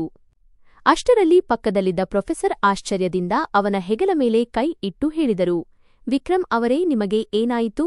ನೀವು ಹೀಗೆ ಇದ್ದಕ್ಕಿದ್ದಂತೆ ಯಾಕೆ ಸುಮ್ಮನಾದಿರಿ? ಬನ್ನಿ, ಮೇಡಂ ಅವರನ್ನು ವೇದಿಕೆಯವರೆಗೆ ಕರೆದುಕೊಂಡು ಹೋಗೋಣ. ವಿಕ್ರಮ್ ತತ್ತರಿಸುವ ಹೆಜ್ಜೆಗಳೊಂದಿಗೆ ಶ್ರುತಿಗೆ ದಾರಿ ಮಾಡಿಕೊಡುತ್ತಾ ತಾನು ಹಿಂದೆ ನಡೆಯಲಾರಂಭಿಸಿದನು ಮತ್ತು ಶ್ರುತಿ ಪೂರ್ಣ ಗೌರವ ಹಾಗೂ ಆತ್ಮವಿಶ್ವಾಸದೊಂದಿಗೆ ವೇದಿಕೆಯತ್ತ ಸಾಗಿದಳು. ಅವಳ ಹಿಂದೆ ನಡೆಯುವಾಗ ವಿಕ್ರಮನಿಗೆ ತನ್ನ ಇಡೀ ಜೀವನ ಒಂದು ಸಿನಿಮಾದಂತೆ ಕಣ್ಣ ಮುಂದೆ ಬರಲಾರಂಭಿಸಿತು. ಆ ಹಂಗಿನ ಮಾತುಗಳು, ಆ ಅವಮಾನದ ಶಬ್ದಗಳು ಮತ್ತು ಅವಳು ಶ್ರುತಿಯ ಮೇಲೆ ಎಸೆದಿದ್ದ ಆ ವ್ಯಂಗ್ಯದ ಮಾತುಗಳು, ಇಂದು ಅವೆಲ್ಲವೂ ಅವನ ಮುಖಕ್ಕೆ ಬಲವಾದ ಏಟುಗಳಂತೆ ಬೀಳುತ್ತಿದ್ದವು. ಹಾಲ್ನಲ್ಲಿ ಉಪಸ್ಥಿತರಿದ್ದ ಪ್ರತಿಯೊಬ್ಬ ವ್ಯಕ್ತಿಯೂ ಶ್ರುತಿಯ ವ್ಯಕ್ತಿತ್ವಕ್ಕೆ ಮಾರುಹೋಗಿದ್ದರು ಮತ್ತು ವಿಕ್ರಮನಿಗೆ ತಾನು ಎಲ್ಲರ ಮುಂದೆ ನಿಂತು ಶಿಕ್ಷೆ ಅನುಭವಿಸುತ್ತಿದ್ದೇನೆ ಎಂದು ಅನ್ನಿಸತೊಡಗಿತು. ಅವನ ಮನಸ್ಸಿನಲ್ಲಿ ಪದೇ ಪದೇ ಇದೇ ಪ್ರಶ್ನೆ ಏಳುತ್ತಿತ್ತು, 12ನೇ ತರಗತಿ ಕೂಡ ಪಾಸು ಮಾಡಲು ಸಾಧ್ಯವಿಲ್ಲ ಎಂದು ತಾನು ಭಾವಿಸಿದ್ದ ಹುಡುಗಿ ಇಂದು ಇಷ್ಟು ದೊಡ್ಡ ಅಧಿಕಾರಿಯಾಗಲು ಹೇಗೆ ಸಾಧ್ಯ? ಮತ್ತು ತನಗೆ ಇದರ ಸುಳಿವು ಕೂಡ ಸಿಗಲಿಲ್ಲವಲ್ಲ? ಶ್ರುತಿ ವೇದಿಕೆಯ ಮೇಲೆ ತಲುಪಿ ಮೈಕ್ ಕೈಗೆತ್ತಿಕೊಂಡಳು. ಅವಳು ಮಾತನಾಡಲು ಆರಂಭಿಸಿದ ತಕ್ಷಣ ಅವಳ ಧ್ವನಿಯಲ್ಲಿ ಒಂದು ವಿಚಿತ್ರವಾದ ಆತ್ಮವಿಶ್ವಾಸ ಮತ್ತು ದೃಢತೆಯಿತ್ತು. ಅವಳು ಹೇಳಿದಳು, ಇಲ್ಲಿ ಉಪಸ್ಥಿತರಿರುವ ಎಲ್ಲ ಗೌರವಾನ್ವಿತ ಶಿಕ್ಷಕರಿಗೂ ಮತ್ತು ಪ್ರಿಯ ವಿದ್ಯಾರ್ಥಿಗಳಿಗೂ ನನ್ನ ನಮಸ್ಕಾರಗಳು. ಇಂದು ನಾನು ಇಲ್ಲಿ ಕೇವಲ ಒಬ್ಬ ಅಧಿಕಾರಿಯಾಗಿ ಬಂದಿಲ್ಲ, ಬದಲಿಗೆ ಒಬ್ಬ ಉದಾಹರಣೆಯಾಗಿ ಬಂದಿದ್ದೇನೆ. ಒಬ್ಬ ಹುಡುಗಿಯನ್ನು ಅಸಮರ್ಥಳು ಎಂದು ಹೇಳಿ ತಿರಸ್ಕರಿಸಿದರೂ ಕೂಡ ಅವಳ ಸಂಕಲ್ಪ ದೃಢವಾಗಿದ್ದರೆ ಹಣೆಬರಹವನ್ನು ಬದಲಾಯಿಸಲು ಹೆಚ್ಚು ಸಮಯ ಬೇಕಾಗುವುದಿಲ್ಲ. ವೇದಿಕೆಯ ಒಂದು ಮೂಲೆಯಲ್ಲಿ ನಿಂತಿದ್ದ ವಿಕ್ರಮ್ ಬೆವರಿನಿಂದ ಪೂರ್ತಿ ಒದ್ದೆಯಾಗಿದ್ದನು. ಅವನಿಗೆ ತನ್ನ ಜೀವನದ ಅತಿ ದೊಡ್ಡ ಸೋಲು ಸ್ಪಷ್ಟವಾಗಿ ಕಾಣಿಸುತ್ತಿತ್ತು. ಈಗ ಅವನಿಗೆ ಅರ್ಥವಾಗುತ್ತಿತ್ತು, ಆ ಸಭಾಂಗಣದಲ್ಲಿ ಹರಡಿದ್ದ ಚಡಪಡಿಕೆ ವಾಸ್ತವವಾಗಿ ಅವನ ಪತನದ ಮುನ್ಸೂಚನೆಯಾಗಿತ್ತು ಮತ್ತು ಇಂದು ಅವನ ಇಡೀ ಅಹಂಕಾರವನ್ನು ಮಣ್ಣುಪಾಲು ಮಾಡಿದ ಶ್ರುತಿಯ ಗೆಲುವಿನ ಘೋಷಣೆಯಾಗಿತ್ತು. ಇಂದು ತಾನು ಈ ಸಮಾರಂಭದ ನಾಯಕನಲ್ಲ, ಬದಲಾಗಿ ಶ್ರುತಿಯ ಯಶಸ್ಸಿನ ಮುಂದೆ ತನ್ನ ಬೆಳಕನ್ನು ಪೂರ್ತಿ ಕಳೆದುಕೊಂಡಿರುವ ಒಂದು ಮುರಿದುಬಿದ್ದ ನಕ್ಷತ್ರ ಎಂದು ವಿಕ್ರಮನಿಗೆ ಅರಿವಾಯಿತು. ಶ್ರುತಿ ಈಗ ವೇದಿಕೆಯ ಮಧ್ಯದ ಕುರ್ಚಿಯ ಮೇಲೆ ಕುಳಿತಿದ್ದಳು ಮತ್ತು ಇಡೀ ಸಭಾಂಗಣದ ಮೇಲೆ ಒಂದು ಶಾಂತ ಹಾಗೂ ದೃಢವಾದ ನೋಟವನ್ನು ಬೀರುತ್ತಿದ್ದಳು. ಆದರೆ ವಿಕ್ರಮನ ಸ್ಥಿತಿ ಶಿಕ್ಷೆ ಘೋಷಣೆಯಾಗುವ ಮೊದಲು ಬೋನಿನಲ್ಲಿ ನಿಂತಿರುವ ಅಪರಾಧಿಯಂತಾಗಿತ್ತು. ಅವನು ಪದೇ ಪದೇ ತನ್ನ ಹಣೆಯ ಬೆವರನ್ನು ಒರೆಸಿಕೊಳ್ಳುತ್ತಿದ್ದನು ಮತ್ತು ಇದೆಲ್ಲವೂ ಹೇಗೆ ಮತ್ತು ಯಾವಾಗ ಆಯಿತು ಎಂದು ಅವನ ಹೃದಯದಲ್ಲಿ ಬಿರುಗಾಳಿಯದ್ದಿತ್ತು. ಹೇಗೋ ಧೈರ್ಯವನ್ನು ಒಟ್ಟುಗೂಡಿಸಿ ವಿಕ್ರಮ್ ಶ್ರುತಿಯ ಪಕ್ಕದಿಂದ ಹಾದು ಹೋಗುವಾಗ ಅತ್ಯಂತ ಮೃದು ಧ್ವನಿಯಲ್ಲಿ ಕೇಳಿದನು, ಶ್ರುತಿ, ಇದು ನೀನೇ ಅಲ್ವಾ? ನಾನು ನಿಜವಾಗಿಯೂ ನಿನ್ನನ್ನು ನೋಡುತ್ತಿದ್ದೇನಾ ಅಥವಾ ಯಾವುದಾದರೂ ಕನಸು ಕಾಣುತ್ತಿದ್ದೇನಾ?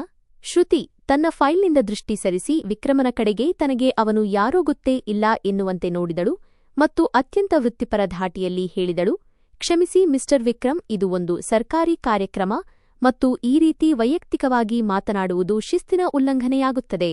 ವಿಕ್ರಮನಿಗೆ ಯಾರೋ ಮುಖಕ್ಕೆ ತಣ್ಣೀರು ಸುರಿದಂತಾಯಿತು. ಅವನು ತಲ್ಲಣಗೊಂಡು ಹೇಳಿದನು, ಶ್ರುತಿ, ನಾನು ವಿಕ್ರಮ್, ನಿನ್ನವನು, ನಿನ್ನ ಮಂಗೇತರ ನಿಶ್ಚಿತಾರ್ಥವಾದವನು. ನೀನು ಎಲ್ಲವನ್ನೂ ಮರೆತುಬಿಟ್ಟೆಯಾ? ಶ್ರುತಿ ದೀರ್ಘವಾಗಿ ನಿಟ್ಟುಸಿರು ಬಿಟ್ಟು ಶಾಂತವಾದ ಆದರೆ ಕಠಿಣ ಧ್ವನಿಯಲ್ಲಿ ಹೇಳಿದಳು, ನನ್ನ ನೆನಪುಗಳಲ್ಲಿ ಕೇವಲ ಸಂಬಂಧಗಳನ್ನು ಗೌರವಿಸಲು ತಿಳಿದಿರುವ ಮತ್ತು ಉನ್ನತ ಚಾರಿತ್ರ್ಯವುಳ್ಳವರು ಮಾತ್ರ ಸುರಕ್ಷಿತವಾಗಿದ್ದಾರೆ. ಉಳಿದವರೆಲ್ಲರೂ ನನಗೆ ಮುಚ್ಚಿಹೋದ ಫೈಲ್ನ ನಿರ್ಜೀವ ಕಾಗದಗಳಂತೆ. ವಿಕ್ರಮನ ಪಾದದ ಅಡಿಯ ನೆಲವೇ ಕುಸಿದಂತಾಯಿತು. ತಾನು ಶ್ರುತಿಯನ್ನು ತುಚ್ಛವಾಗಿ ಕಾಣುತ್ತಿದ್ದ ಆ ದಿನಗಳು ಅವನಿಗೆ ನೆನಪಾದವು ಮತ್ತು ಇಂದು ಅದೇ ಹುಡುಗಿ ಅವನಿಗೆ ಅವನ ಹೆಸರು ಮತ್ತು ಅಂತಸ್ತಿನ ಅರಿವು ಮಾಡಿಸಿಕೊಡುತ್ತಿದ್ದಳು. ಇದೇ ಸಮಯದಲ್ಲಿ ಸಭಾಂಗಣದಲ್ಲಿದ್ದ ಒಬ್ಬ ಪ್ರೊಫೆಸರ್ ಮುಂದೆ ಬಂದು ಶ್ರುತಿಯನ್ನು ಕೇಳಿದರು, ಮೇಡಂ, ನೀವು ವಿಕ್ರಮ್ ಅವರನ್ನು ಮೊದಲೇ ಬಲ್ಲೀರಾ? ಅವರ ಮುಖ ನೋಡಿದರೆ ಅವರು ತುಂಬಾ ಆಶ್ಚರ್ಯಗೊಂಡಂತೆ ಕಾಣುತ್ತಿದ್ದಾರೆ. ಶ್ರುತಿ ಮುಗುಳ್ನಗುತ್ತಾ ಉತ್ತರಿಸಿದಳು, ಪ್ರೊಫೆಸರ್ ಸಾಹೇಬ್ರೇ, ಆಶ್ಚರ್ಯ ಎಂಬುದು ಸಾಮಾನ್ಯವಾಗಿ ಸಣ್ಣ ಆಲೋಚನೆಯುಳ್ಳವರಿಗೆ ಮಾತ್ರ ಉಂಟಾಗುತ್ತದೆ. ನಾನು ಕೇವಲ ಈ ಕಾಲೇಜಿನ ಮಟ್ಟವನ್ನು ಗಮನಿಸುತ್ತಿದ್ದೇನೆ. ಇಲ್ಲಿನ ಶಿಕ್ಷಕರು ಅತಿಥಿಗಳನ್ನು ಸ್ವಾಗತಿಸುವ ಬದಲು ಅವರ ಜೀವನದ ಕಥೆಗಳಲ್ಲಿ ಆಸಕ್ತಿ ತೋರುತ್ತಿದ್ದಾರೆ. ವಿಕ್ರಮನಿಗೆ ಇಡೀ ಸಭಾಂಗಣದಲ್ಲಿ ತನಗೆ ಚಾಟಿ ಏಟು ನೀಡುತ್ತಿರುವಂತೆ ಭಾಸವಾಯಿತು. ಅವನು ಅಲ್ಲಿಂದ ಸರಿದು ಹಿಂದೆ ಹೋದನು. ಅಲ್ಲಿ ಅವನ ತಾಯಿ ಕಿರಣ್ಜಿ ಇನ್ನೂ ಆಘಾತದ ಸ್ಥಿತಿಯಲ್ಲಿ ಕುಳಿತಿದ್ದರು. ಅವರು ವಿಕ್ರಮನ ಕೈ ಹಿಡಿದು ನಡುಗುವ ಧ್ವನಿಯಲ್ಲಿ ಹೇಳಿದರು, ವಿಕ್ರಮ್ ಮಗನೇ, ಇದು ಅದೇ ಹುಡುಗಿ ಅಲ್ವಾ ಯಾರನ್ನು ನಾವು ಮನೆಯಿಂದ ಹೊರಹಾಕಿದ್ದೆವು? ಇಷ್ಟೊಂದು ದೊಡ್ಡ ಅಧಿಕಾರಿಯಾಗಲು ಹೇಗೆ ಸಾಧ್ಯ? ಇದೇನಾದರೂ ಮೋಸವಿರಬಹುದೇ? ವಿಕ್ರಮ್ ತನ್ನ ತಾಯಿಯ ಕೈಯನ್ನು ಕೊಡವಿಕೊಂಡು ಕೋಪದಿಂದ ಹೇಳಿದನು, ಅಮ್ಮ, ಈಗ ಈ ಮಾತುಗಳಿಂದ ಯಾವುದೇ ಪ್ರಯೋಜನವಿಲ್ಲ. ನಿಮ್ಮ ಈ ನಾಲಿಗೆ ನನ್ನ ಎಲ್ಲವನ್ನೂ ನಾಶ ಮಾಡಿದೆ. ಇಂದು ಆ ಕುರ್ಚಿಯ ಮೇಲೆ ಕುಳಿತಿದ್ದಾಳಲ್ಲ, ಅಲ್ಲಿಗೆ ತಲುಪಲು ಅವಳು ಎಷ್ಟು ಸಂಕಷ್ಟಪಟ್ಟಿದ್ದಾಳೆ ಎಂದು ನನಗೆ ಗೊತ್ತಿಲ್ಲ. ಆದರೆ ಅವಳ ಕಣ್ಣಿನ ಆ ತಂಪು ನೋಟ ಹೇಳುತ್ತಿದೆ. ಅವಳು ನಮ್ಮೆಲ್ಲರನ್ನೂ ತನ್ನ ಹೃದಯದಿಂದ ಕಿತ್ತೆಸೆದಿದ್ದಾಳೆ ಮತ್ತು ಅದಕ್ಕೆ ಅವಳು ಕಿಂಚಿತ್ತೂ ಹಿಂಜರಿಯಲಿಲ್ಲ.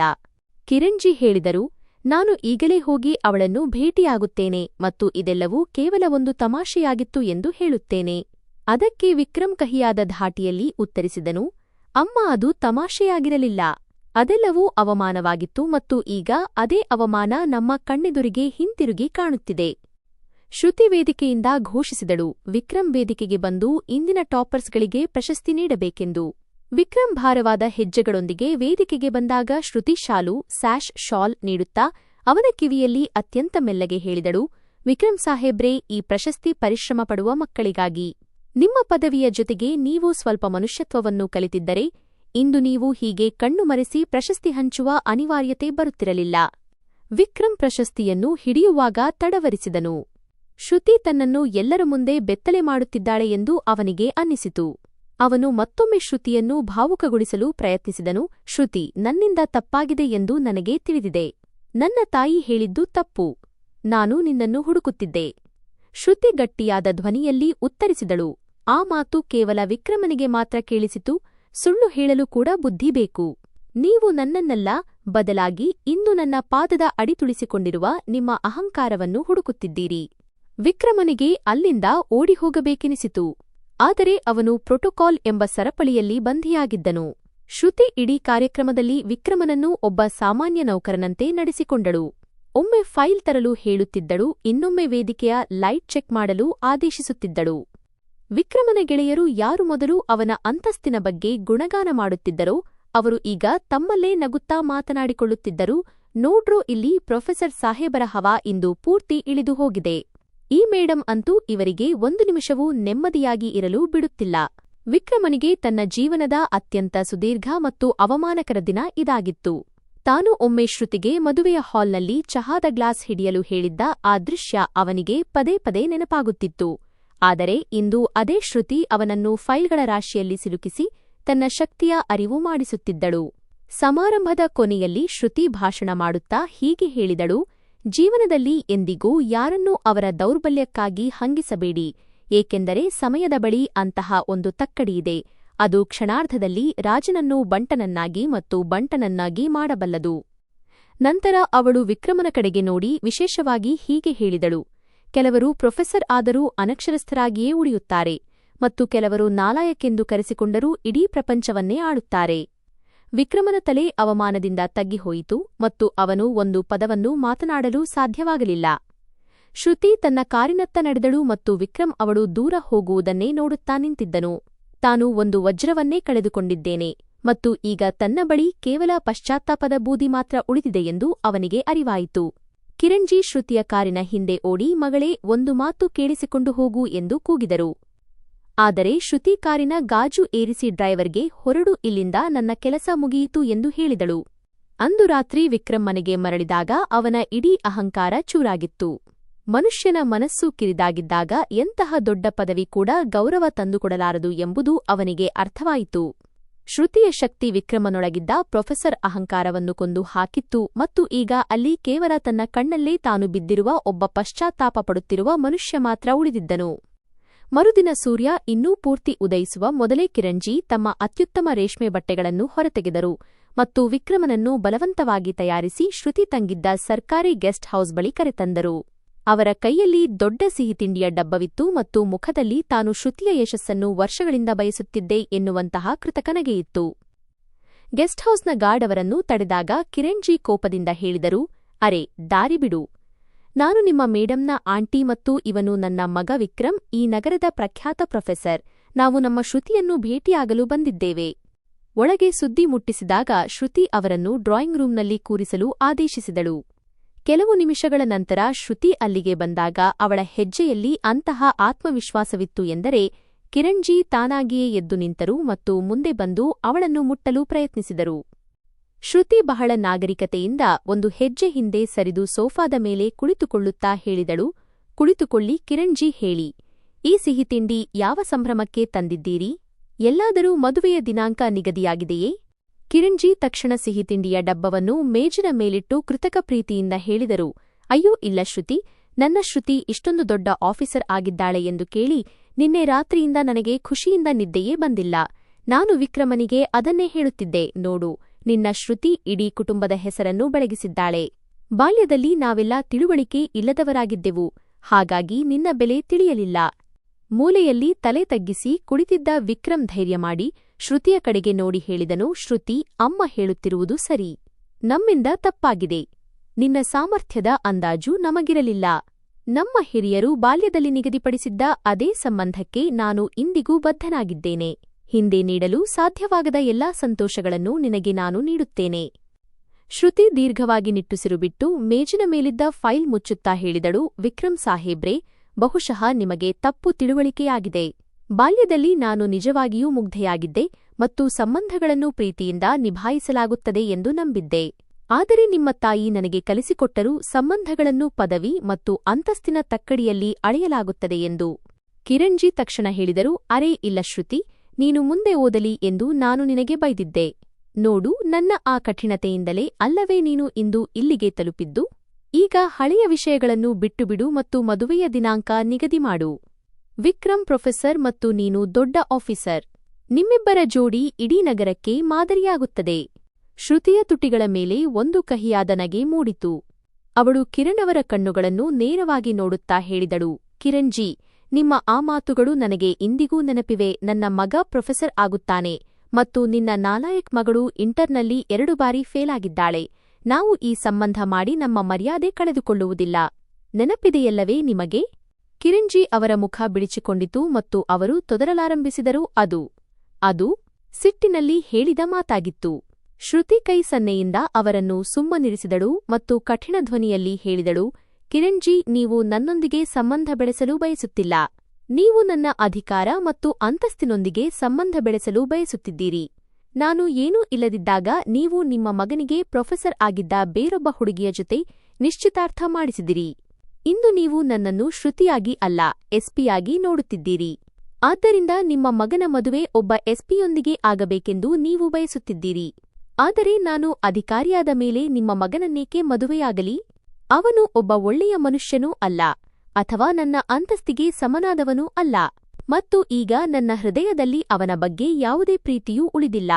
ನಂತರ ನಾನು ಈ ಸಂಬಂಧವನ್ನು ಏಕೆ ಬೆಳೆಸಲಿ? ನಾನು ಪ್ರೀತಿಯ ಬೆಲೆ ತಿಳಿದಿರುವ ವ್ಯಕ್ತಿಯನ್ನೇ ಮದುವೆಯಾಗುತ್ತೇನೆ. ಯಾರಲ್ಲಿ ಮನುಷ್ಯತ್ವವಿದೆಯೋ ಮತ್ತು ಯಾರು ಇತರರನ್ನು ಗೌರವಿಸಲು ತಿಳಿದಿದ್ದಾರೋ ಅಂತಹವರನ್ನು ಮದುವೆಯಾಗುತ್ತೇನೆ. ನನ್ನ ಅಂತಸ್ತನ್ನು ತಗ್ಗಿಸಿಕೊಳ್ಳುವ ಹವ್ಯಾಸ ನನಗಿಲ್ಲ. ಅಂತಹ ಸಂಬಂಧವನ್ನು ಮಾಡಿಕೊಂಡು ನನ್ನ ಪದವಿಯ ಗೌರವವನ್ನು ಪಣಕ್ಕಿಡುವ ಅಗತ್ಯವೂ ನನಗಿಲ್ಲ. ಒಬ್ಬ ಗ್ರೇಡ್ ಅಧಿಕಾರಿ ಅತ್ಯಂತ ಕೆಳಮಟ್ಟದ ಆಲೋಚನೆಯುಳ್ಳ ವ್ಯಕ್ತಿಯನ್ನು ಮದುವೆಯಾದಳು ಎಂದು ಜನರು ಆಡಿಕೊಳ್ಳುವುದಿಲ್ಲವೇ? ವಿಕ್ರಮ್ ಚಡಪಡಿಸುತ್ತಾ ಕೇಳಿದನು, ಶ್ರುತಿ, ನೀನು ನಮ್ಮ ಪ್ರೀತಿಯನ್ನು ಹಾಸ್ಯ ಮಾಡುತ್ತಿದ್ದೀಯಾ? ನೀನು ಎಲ್ಲವನ್ನೂ ಮರೆತು ಬಿಡುತ್ತೀಯಾ? ಶ್ರುತಿ ಕುರ್ಚಿಯಿಂದ ಎದ್ದು ನಿಲ್ಲುತ್ತಾ ಹೇಳಿದಳು, ಪ್ರೀತಿಯನ್ನು ನೀವು ಅಂದೇ ಕೊಂದು ಹಾಕಿದ್ದೀರಿ ಎಂದು ನೀವು ಮದುವೆಯ ಹಾಲ್ನಲ್ಲಿ ನನಗೆ ಒಂದು ಗ್ಲಾಸ್ ನೀರು ಹಿಡಿಯಲು ಹೇಳಿದ್ದಿರೋ ಅಂದೇ ಅದು ಕೊನೆಯಾಗಿದೆ. ಈಗ ಇಲ್ಲಿ ಕೇವಲ ತಿರಸ್ಕಾರ ಮಾತ್ರ ಬಾಕಿಯಿದೆ ಮತ್ತು ಸತ್ಯವೇನೆಂದರೆ ನೀವು ಈಗ ನನಗೆ ಸರಿಸಾಟಿಯಾದವರಲ್ಲ. ಕಿರಣ್ಜಿ ಅಳುತ್ತಾ ಹೇಳಿದರು, ಶ್ರುತಿ, ಹೀಗೆ ಮಾಡಬೇಡ. ಶ್ರುತಿ ಬಾಗಿಲ ಕಡೆಗೆ ಸನ್ನೆ ಮಾಡುತ್ತಾ ಹೇಳಿದಳು, ಆಂಟಿಜಿ, ಈಗ ನೀವು ಹೋಗಿ. ನನಗೆ ಬಹಳ ಮುಖ್ಯವಾದ ಕೆಲಸಗಳನ್ನು ಮುಗಿಸಬೇಕಿದೆ.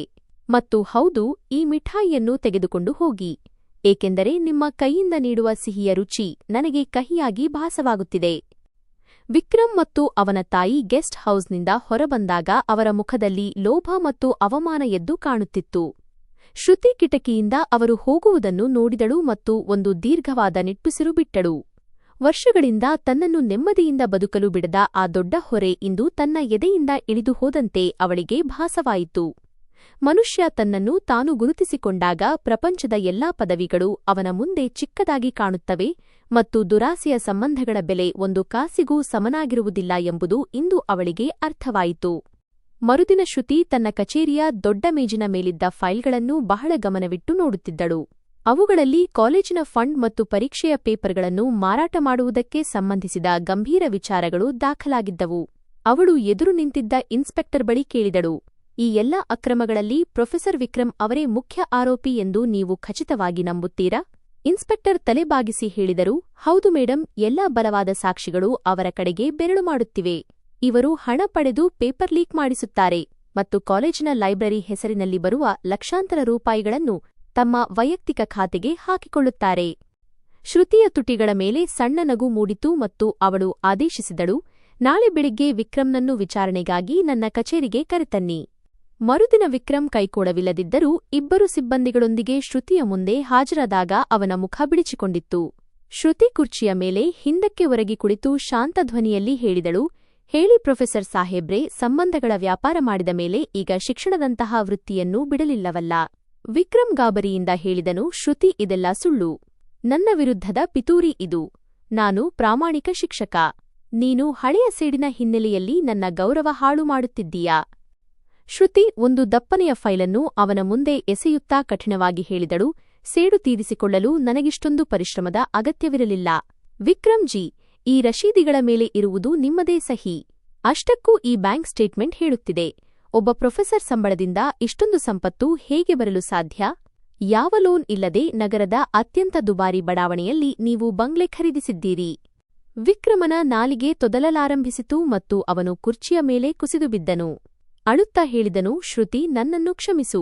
ನಾನು ಜೈಲಿಗೆ ಹೋಗುತ್ತಿದ್ದೇನೆ ಎಂದು ತಿಳಿದರೆ ನನ್ನ ತಾಯಿ ಬದುಕಿದ್ದು ಸತ್ತಂತೆ ಆಗುತ್ತಾರೆ. ಶ್ರುತಿ ಮೇಜಿನ ಮೇಲೆ ಬಾಗಿ ಅವನ ಕಣ್ಣುಗಳನ್ನು ನೋಡುತ್ತಾ ಹೇಳಿದಳು, ಬಡ ವಿದ್ಯಾರ್ಥಿಗಳ ಭವಿಷ್ಯವನ್ನು ನೀವು ಮಾರಾಟ ಮಾಡುತ್ತಿದ್ದಾಗ ನಿಮಗೆ ನಿಮ್ಮ ತಾಯಿಯ ಗೌರವದ ನೆನಪು ಏಕೆ ಬರಲಿಲ್ಲ? ನಾನು ಒಂದು ಪರೀಕ್ಷೆಯಲ್ಲಿ ಫೇಲಾಗಿದ್ದಕ್ಕೆ ನೀವು ನನ್ನನ್ನು ನಾಲಾಯಕ್ ಅಂದಿದ್ದಿರಿ. ಆದರೆ ನೀವು ಜೀವನದ ಪರೀಕ್ಷೆಯಲ್ಲೇ ಫೇಲಾಗಿದ್ದೀರಿ. ನಿಮ್ಮ ಎಲ್ಲ ಬುದ್ಧಿವಂತಿಕೆಯೂ ಮರಳಿನ ಗೋಡೆಯಂತೆ ಸಾಬೀತಾಗಿದೆ. ವಿಕ್ರಮ್ ಕೈಮುಗಿದು ಬೇಡಿಕೊಂಡನು, ನಾನು ಎಲ್ಲವನ್ನೂ ವಾಪಸ್ ನೀಡುತ್ತೇನೆ. ದಯವಿಟ್ಟು ಈ ಕೇಸನ್ನು ಮುಂದುವರಿಸಬೇಡಿ. ನಾನು ನಿಮ್ಮ ಪಾದ ಹಿಡಿಯುತ್ತೇನೆ. ಶ್ರುತಿ ಅಸಹ್ಯದಿಂದ ಮುಖ ತಿರುಗಿಸಿಕೊಳ್ಳುತ್ತಾ ಹೇಳಿದಳು, ಕಾನೂನಿಗೆ ಪಾದಗಳಿಲ್ಲ ಪ್ರೊಫೆಸರ್ ಸಾಹೇಬ್ರೇ, ಅದಕ್ಕೆ ಕೈಗಳಿವೆ. ಅವು ಈಗ ನಿಮ್ಮ ಕೊರಳಪಟ್ಟಿಯವರೆಗೆ ತಲುಪಿವೆ. ಯಾವ ಅಹಂಕಾರದಿಂದ ನೀವು ನನ್ನನ್ನು ಹೊರೆ ಎಂದು ಭಾವಿಸಿದ್ದಿರೋ, ಇಂದು ಅದೇ ಅಹಂಕಾರ ನಿಮ್ಮ ಕೃತ್ಯಗಳ ಕೆಳಗೆ ಸಿಲುಕಿ ನುಚ್ಚುನೂರಾಗುತ್ತಿದೆ. ಆ ಕ್ಷಣದಲ್ಲಿ ವಿಕ್ರಮನಿಗೆ ತನ್ನ ಅಸಲಿ ಯೋಗ್ಯತೆಯ ಅರಿವಾಯಿತು. ಶ್ರುತಿ ಫೋನ್ ಎತ್ತಿ ಈ ಆರೋಪಿಯನ್ನು ಜೈಲಿಗೆ ಕಳುಹಿಸಿ ಎಂದು ಆದೇಶಿಸಿದಳು. ವಿಕ್ರಮನ ಕಿರುಚಾಟ ಮತ್ತು ಅಂಗಲಾಚುವಿಕೆ ಶ್ರುತಿಯ ಕಚೇರಿಯ ಗೋಡೆಗಳಿಗೆ ಬಡಿದು ವಾಪಸ್ ಬರುತ್ತಿತ್ತು. ಆದರೆ ಶ್ರುತಿಯ ಹೃದಯ ಕಲ್ಲಿನಂತಾಗಿತ್ತು, ಏಕೆಂದರೆ ಇಂತಹ ಜನರು ಸಮಾಜಕ್ಕೆ ವಿಷಪ್ರಾಯ ಎಂದು ಅವಳಿಗೆ ತಿಳಿದಿತ್ತು. ಸತ್ಯವಾದ ಯಶಸ್ಸು ಕೇವಲ ಹುದ್ದೆಯಲ್ಲಿಲ್ಲ, ಪ್ರಾಮಾಣಿಕತೆಯಲ್ಲಿದೆ ಎಂದು ಅವಳು ಸಾಬೀತುಪಡಿಸಿದಳು. ಇದು ಇತರರನ್ನು ಕೀಳಾಗಿ ಕಂಡು ತಮ್ಮನ್ನು ತಾವೇ ದೊಡ್ಡವರು ಎಂದು ಭಾವಿಸುವವರಿಗೆ ಒಂದು ದೊಡ್ಡ ಪಾಠವಾಗಿತ್ತು. ಶ್ರುತಿ ಕಿಟಕಿಯಿಂದ ಹೊರಗೆ ನೋಡುತ್ತಾ ತನ್ನ ತಂದೆಯ ಗೌರವ ಇಂದು ನಿಜವಾಗಿಯೂ ಮರಳಿದೆ ಎಂದು ಯೋಚಿಸುತ್ತಿದ್ದಳು. ಸತ್ಯವು ಸುಳ್ಳನ್ನು ಬೆತ್ತಲೆ ಮಾಡಿತ್ತು ಮತ್ತು ಪದವಿಗಳ ಹಿಂದೆ ಅಡಗಿದ್ದ ಮುಖವಾಡ ಇಂದು ಜಗತ್ತಿನ ಮುಂದೆ ಬಯಲಾಗಿತ್ತು. ರಾತ್ರಿಯ ಕತ್ತಲೆಯು ಇಡೀ ನಗರದ ಮೇಲೆ ಆವರಿಸಿತ್ತು. ಸರ್ಕಾರಿ ಗೆಸ್ಟ್ ಹೌಸ್ನ ಉದ್ಯಾನವನದಲ್ಲಿ ಹಳದಿ ಬೆಳಕಿನ ಅಡಿಯಲ್ಲಿ ವಿಕ್ರಮ್ ಒಂದು ನೆರಳಿನಂತೆ ಶ್ರುತಿಯ ಕಾಯುವಿಕೆಯಲ್ಲಿದ್ದನು. ಶ್ರುತಿ ತನ್ನ ಸರ್ಕಾರಿ ಕಾರ್ಯನಿಮಿತ್ತ ಹೊರಗಡೆ ಹೋಗಿ ಮರಳಿ ಬಂದು ಗಾಡಿಯಿಂದ ಕೆಳಗಿಳಿದಾಗ ಅವಳ ದೃಷ್ಟಿ ಅಲ್ಲಿ ಕುಸಿದು ಬಿದ್ದಿದ್ದ ಆ ಮನುಷ್ಯನ ಮೇಲೆ ಬಿತ್ತು. ವಿಕ್ರಮ್ ನಡುಗುವ ಧ್ವನಿಯಲ್ಲಿ ಕೇಳಿದನು, ಶ್ರುತಿ, 1 ನಿಮಿಷ ನಿಲ್ಲಬಲ್ಲೆಯಾ? ಶ್ರುತಿ ತನ್ನ ಭದ್ರತಾ ಸಿಬ್ಬಂದಿಗೆ ಹಿಂದೆ ಇರುವಂತೆ ಸನ್ನೆ ಮಾಡಿದಳು ಮತ್ತು ಕಠಿಣ ಧ್ವನಿಯಲ್ಲಿ ಹೇಳಿದಳು, ಪ್ರೊಫೆಸರ್ ಸಾಹೇಬ್ರೆ, ಈ ಸಮಯದಲ್ಲಿ ನೀವು ಇಲ್ಲಿರುವುದು ಕಾನೂನಿಗೆ ವಿರುದ್ಧವಾಗಿದೆ. ನಿಮಗೆ ಇನ್ನೂ ನಿಮ್ಮ ಪರಿಸ್ಥಿತಿಯ ಅರಿವು ಆಗಿಲ್ಲವೇ? ವಿಕ್ರಮ್ ಕಣ್ಣೀರು ಒರೆಸಿಕೊಳ್ಳುತ್ತಾ ಹೇಳಿದನು, ನನಗೆ ಎಂತಹ ಶಿಕ್ಷೆ ನೀಡಬೇಕೋ ನೀಡು. ನನ್ನನ್ನು ಜೈಲಿಗೆ ಕಳುಹಿಸು, ನನ್ನೆಲ್ಲ ಆಸ್ತಿಯನ್ನೂ ಕಿತ್ತುಕೊಳ್ಳಿ. ಆದರೆ ನನ್ನ ಬಗ್ಗೆ ನಿನ್ನ ಕಣ್ಣಲ್ಲಿರುವ ಆ ದ್ವೇಷವನ್ನು ದಯವಿಟ್ಟು ತೆಗೆದುಹಾಕು, ಅದು ನನ್ನನ್ನು ಒಳಗಿನಿಂದ ಸುಡುತ್ತಿದೆ. ನಾನು ಒಪ್ಪಿಕೊಳ್ಳುತ್ತೇನೆ, ನಾನು ಅತ್ಯಂತ ನೀಚ ಮನುಷ್ಯ ಎಂದು ಸಾಬೀತಾಗಿದ್ದೇನೆ. ನಾನು ನಿನ್ನ ಪ್ರೀತಿಯನ್ನು ಗೌರವಿಸಲಿಲ್ಲ ಮತ್ತು ಅಹಂಕಾರವನ್ನೇ ನನ್ನ ಪ್ರಪಂಚ ಎಂದು ನಂಬಿದೆ. ನನ್ನನ್ನು ಕ್ಷಮಿಸಿಬಿಡು ಶ್ರುತಿ. ನಾನು ಅದೇ ವಿಕ್ರಮ್, ಒಂದು ಕಾಲದಲ್ಲಿ ನಿನಗಾಗಿ ಚಿಟ್ಟೆಗಳನ್ನು ಹಿಡಿಯುತ್ತಿದ್ದವನು. ಶ್ರುತಿ ದೀರ್ಘವಾಗಿ ನಿಟ್ಟುಸಿರು ಬಿಟ್ಟಳು. ಆಕಾಶದ ಕಡೆಗೆ ನೋಡಿ ಕಹಿಯಾದ ನಗೆಯೊಂದಿಗೆ ಹೇಳಿದಳು, ವಿಕ್ರಮ್, ಕ್ಷಮೆ ಕೇಳುವುದು ಎಷ್ಟು ಸುಲಭ ಅಲ್ವಾ? ನಿನಗೆ ಆ ರಾತ್ರಿ ನೆನಪಿದೆಯೇ? ಯಾವಾಗ ನಿನ್ನ ತಾಯಿ ನನ್ನ ತಂದೆಯನ್ನು ಅವಮಾನಿಸಿದರೋ ಮತ್ತು ನೀನು ಸುಮ್ಮನೆ ನಿಂತು ನಗುತ್ತಿದ್ದೆಯೋ ಅಂದು ನಿನಗೆ ಈ ಪ್ರೀತಿ ನೆನಪಾಗಲಿಲ್ಲವೇ? ನಿನಗೆ ನೆನಪಿದೆಯೇ, ನಾನು ನಗರಕ್ಕೆ ಬರಲು ಬಸ್ಸಿನ ಬಾಡಿಗೆಗಾಗಿ ನನ್ನ ತಾಯಿಯ ಕೊನೆಯ ಒಡವೆಯನ್ನು ಮಾರಿದ್ದೆ. ವಿಕ್ರಮ್ ಬಿಕ್ಕಳಿಸುತ್ತಾ ಹೇಳಿದನು, ಶ್ರುತಿ, ನಾನು ಕುರುಡನಾಗಿದ್ದೆ. ನನ್ನ ಪದವಿಗಳು ನನ್ನನ್ನು ಕುರುಡನನ್ನಾಗಿ ಮಾಡಿದ್ದವು. ನೀನು ನಾಲಾಯಕ್ಕೆಂದು ನಾನು ಭಾವಿಸಿದ್ದೆ. ಶ್ರುತಿ ಅವನ ಮಾತನ್ನು ಅರ್ಧಕ್ಕೆ ಕತ್ತರಿಸಿ ಶಾಂತಧ್ವನಿಯಲ್ಲಿ ಹೇಳಿದಳು, ನಾಲಾಯಕ್ ನಾನಾಗಿರಲಿಲ್ಲ, ನಿನ್ನ ಆಲೋಚನೆ ನಾಲಾಯಕ್ಕಾಗಿತ್ತು. ಅದು ಒಂದು ಸಂಬಂಧವನ್ನು ಕೇವಲ ಪದವಿಗಳ ತಕ್ಕಡಿಯಲ್ಲಿ ಅಳೆಯಿತು. ನೀನು ಇಂದು ನನ್ನ ಕಣ್ಣಲ್ಲಿ ಕಣ್ಣೀರು ಕಂಡು ನಾನು ಮೃದುವಾಗುತ್ತೇನೆ ಎಂದು ಭಾವಿಸುತ್ತೀಯಾ? ಶ್ರುತಿ ಮತ್ತಷ್ಟು ಕಠಿಣ ಧ್ವನಿಯಲ್ಲಿ ಹೇಳಿದಳು, ಜೀವನವು ಕೇವಲ ವಿರಹದ ಕಣ್ಣೀರಿನಿಂದ ಸಾಗುವುದಿಲ್ಲ. ಬದಲಾಗಿ ಈ 5 ವರ್ಷಗಳಲ್ಲಿ ನಾನು ಸುರಿಸಿದ ರಕ್ತ ಮತ್ತು ಬೆವರಿನ ಪರಿಶ್ರಮದಿಂದ ನಿರ್ಮಾಣವಾಗುತ್ತದೆ. ನೀನು ಎಸಿ ರೂಂಗಳಲ್ಲಿ ಕುಳಿತು ನಾನು ಫೇಲಾದ ಕಥೆಗಳನ್ನು ಹೇಳುತ್ತಿದ್ದಾಗ ನಾನು ನಗರದ ಬೀದಿಗಳಲ್ಲಿ ಅಲೆಯುತ್ತಿದ್ದೆ. ನಾನು ಹಸಿವನ್ನು ಸಹಿಸಿದ್ದೇನೆ, ಜನರ ಕಹಿ ಮಾತುಗಳನ್ನು ಕೇಳಿಸಿಕೊಂಡಿದ್ದೇನೆ ಮತ್ತು ನನ್ನ ಆತ್ಮವನ್ನೇ ಪಣಕ್ಕಿಟ್ಟು ಇಂದು ಈ ಸ್ಥಾನಕ್ಕೆ ತಲುಪಿದ್ದೇನೆ. ವಿಕ್ರಮ್ ತಲ್ಲಣಗೊಂಡು ಹೇಳಿದನು, ನಾನು ನಿನ್ನ ಪ್ರತಿ ಗಾಯಕ್ಕೂ ಪರಿಹಾರ ನೀಡುತ್ತೇನೆ. ಕೇವಲ ಒಂದು ಬಾರಿ ನನ್ನನ್ನು ಕ್ಷಮಿಸಿದ್ದೇನೆ ಎಂದು ಹೇಳಿಬಿಡು. ಶ್ರುತಿ ಹಿಂದೆ ಸರಿಯುತ್ತಾ ಹೇಳಿದಳು, ವಿಕ್ರಮ್, ನಾನು ಕೇವಲ ನ್ಯಾಯ ಮಾಡುತ್ತೇನೆ. ನೀನು ಮಾಡಿದ ಅಪರಾಧಕ್ಕೆ ನೀನು ಶಿಕ್ಷೆ ಅನುಭವಿಸಲೇಬೇಕು. ಮತ್ತು ಕೆಲವು ಗಾಯಗಳು ಹೇಗಿರುತ್ತವೆ ಎಂದರೆ, ಅವು ವಾಸಿಯಾದರೂ ಅವುಗಳ ಗುರುತು ಮನುಷ್ಯನಿಗೆ ಜೀವನವಿಡೀ ನೆನಪಿಸುತ್ತಲೇ ಇರುತ್ತದೆ, ಯಾರ ಜೊತೆ ನಡೆಯಬೇಕು ಮತ್ತು ಯಾರನ್ನು ಹಿಂದೆ ಬಿಡಬೇಕು ಎಂದು. ವಿಕ್ರಮ್ ಅಳುತ್ತಾ ಕೇಳಿದನು, ನಿನಗೆ ನನ್ನ ಮೇಲೆ ಸ್ವಲ್ಪವೂ ಕರುಣೆ ಬರುವುದಿಲ್ಲವೇ? ಶ್ರುತಿ ಹೇಳಿದಳು, ಕರುಣೆಯನ್ನು ಅಸಹಾಯಕರ ಮೇಲೆ ತೋರಿಸಲಾಗುತ್ತದೆ ಮತ್ತು ನೀನು ಇಂದು ಕರುಣೆ ತೋರಿಸಲು ಅಯೋಗ್ಯನಾಗುವಷ್ಟು ಅಸಹಾಯಕನಾಗಿದ್ದೀಯಾ? ಅಂದು ನೀನು ನನಗೆ ಗ್ಲಾಸ್ ಹಿಡಿಯಲು ಹೇಳಿ ಯಾವ ಅವಮಾನದಿಂದ ನನ್ನನ್ನು ನೋಡಿದ್ದೆಯೋ, ಇಂದು ಅದೇ ಗ್ಲಾಸ್ ಒಡೆದು ಅದರ ಚೂರುಗಳು ನಿನ್ನ ಹಣೆಬರಹವನ್ನೇ ಚುಚ್ಚುತ್ತಿವೆ. ವಿಕ್ರಮ್ ತಲೆ ತಗ್ಗಿಸಿ ಹೇಳಿದನು, ಶ್ರುತಿ, ನೀನು ಪೂರ್ತಿ ಬದಲಾಗಿ ಹೋಗಿದ್ದೀಯಾ? ಶ್ರುತಿ ಕೊನೆಯ ಬಾರಿಗೆ ಅವನ ಕಡೆಗೆ ನೋಡಿ ಹೇಳಿದಳು, ಹೌದು, ನಾನು ಬದಲಾಗಿದ್ದೇನೆ, ಏಕೆಂದರೆ ನನ್ನನ್ನು ಬದಲಿಸಿದವರು ಬೇರೆ ಯಾರೂ ಅಲ್ಲ, ನೀನೇ. ನಿನ್ನ ಆ ಅವಮಾನದ ಏಟುಗಳೇ ನನಗೆ ದಾರಿ ತೋರಿಸಿದವು. ಆ ಹಾದಿಯಲ್ಲಿ ನಡೆದೇ ನಾನು ಇಂದು ಈ ಎತ್ತರಕ್ಕೆ ತಲುಪಿದ್ದೇನೆ. ಈಗ ಇಲ್ಲಿಂದ ಹೋಗು ಮತ್ತು ನಾಳೆ ನ್ಯಾಯಾಲಯಕ್ಕೆ ಹಾಜರಾಗಲು ಸಿದ್ಧನಾಗು, ಏಕೆಂದರೆ ನನ್ನ ಲೇಖನಿ ಇನ್ಮುಂದೆ ಯಾರಿಗೂ ಮೃದುವಾಗುವುದಿಲ್ಲ, ಅದು ಕೇವಲ ಸತ್ಯವನ್ನಷ್ಟೇ ಬರೆಯುತ್ತದೆ. ವಿಕ್ರಮ್ ಕತ್ತಲೆಯಲ್ಲಿ ಕಣ್ಮರೆಯಾದನು ಮತ್ತು ಶ್ರುತಿ ಅಲ್ಲಿಯೇ ನಿಂತು ಬಹಳ ದೊಡ್ಡ ಬೆಲೆ ತೆತ್ತು ಪಡೆದ ತನ್ನ ಯಶಸ್ಸಿನ ಸತ್ಯವನ್ನು ಅನುಭವಿಸುತ್ತಿದ್ದಳು. ಅಂದು ರಾತ್ರಿಯ ಚಂದ್ರನ ಬೆಳಕಿನಲ್ಲಿ ಶ್ರುತಿಯ ಮುಖ ಒಂದು ಬಂಡೆಯಂತೆ ದೃಢವಾಗಿ ಕಾಣುತ್ತಿತ್ತು, ಆದರೆ ವಿಕ್ರಮನ ಬಗ್ಗಿದ ತಲೆ ಅವನನ್ನು ಒಂದು ಜೀವಂತ ಹೆಣದಂತೆ ಮಾಡಿತ್ತು.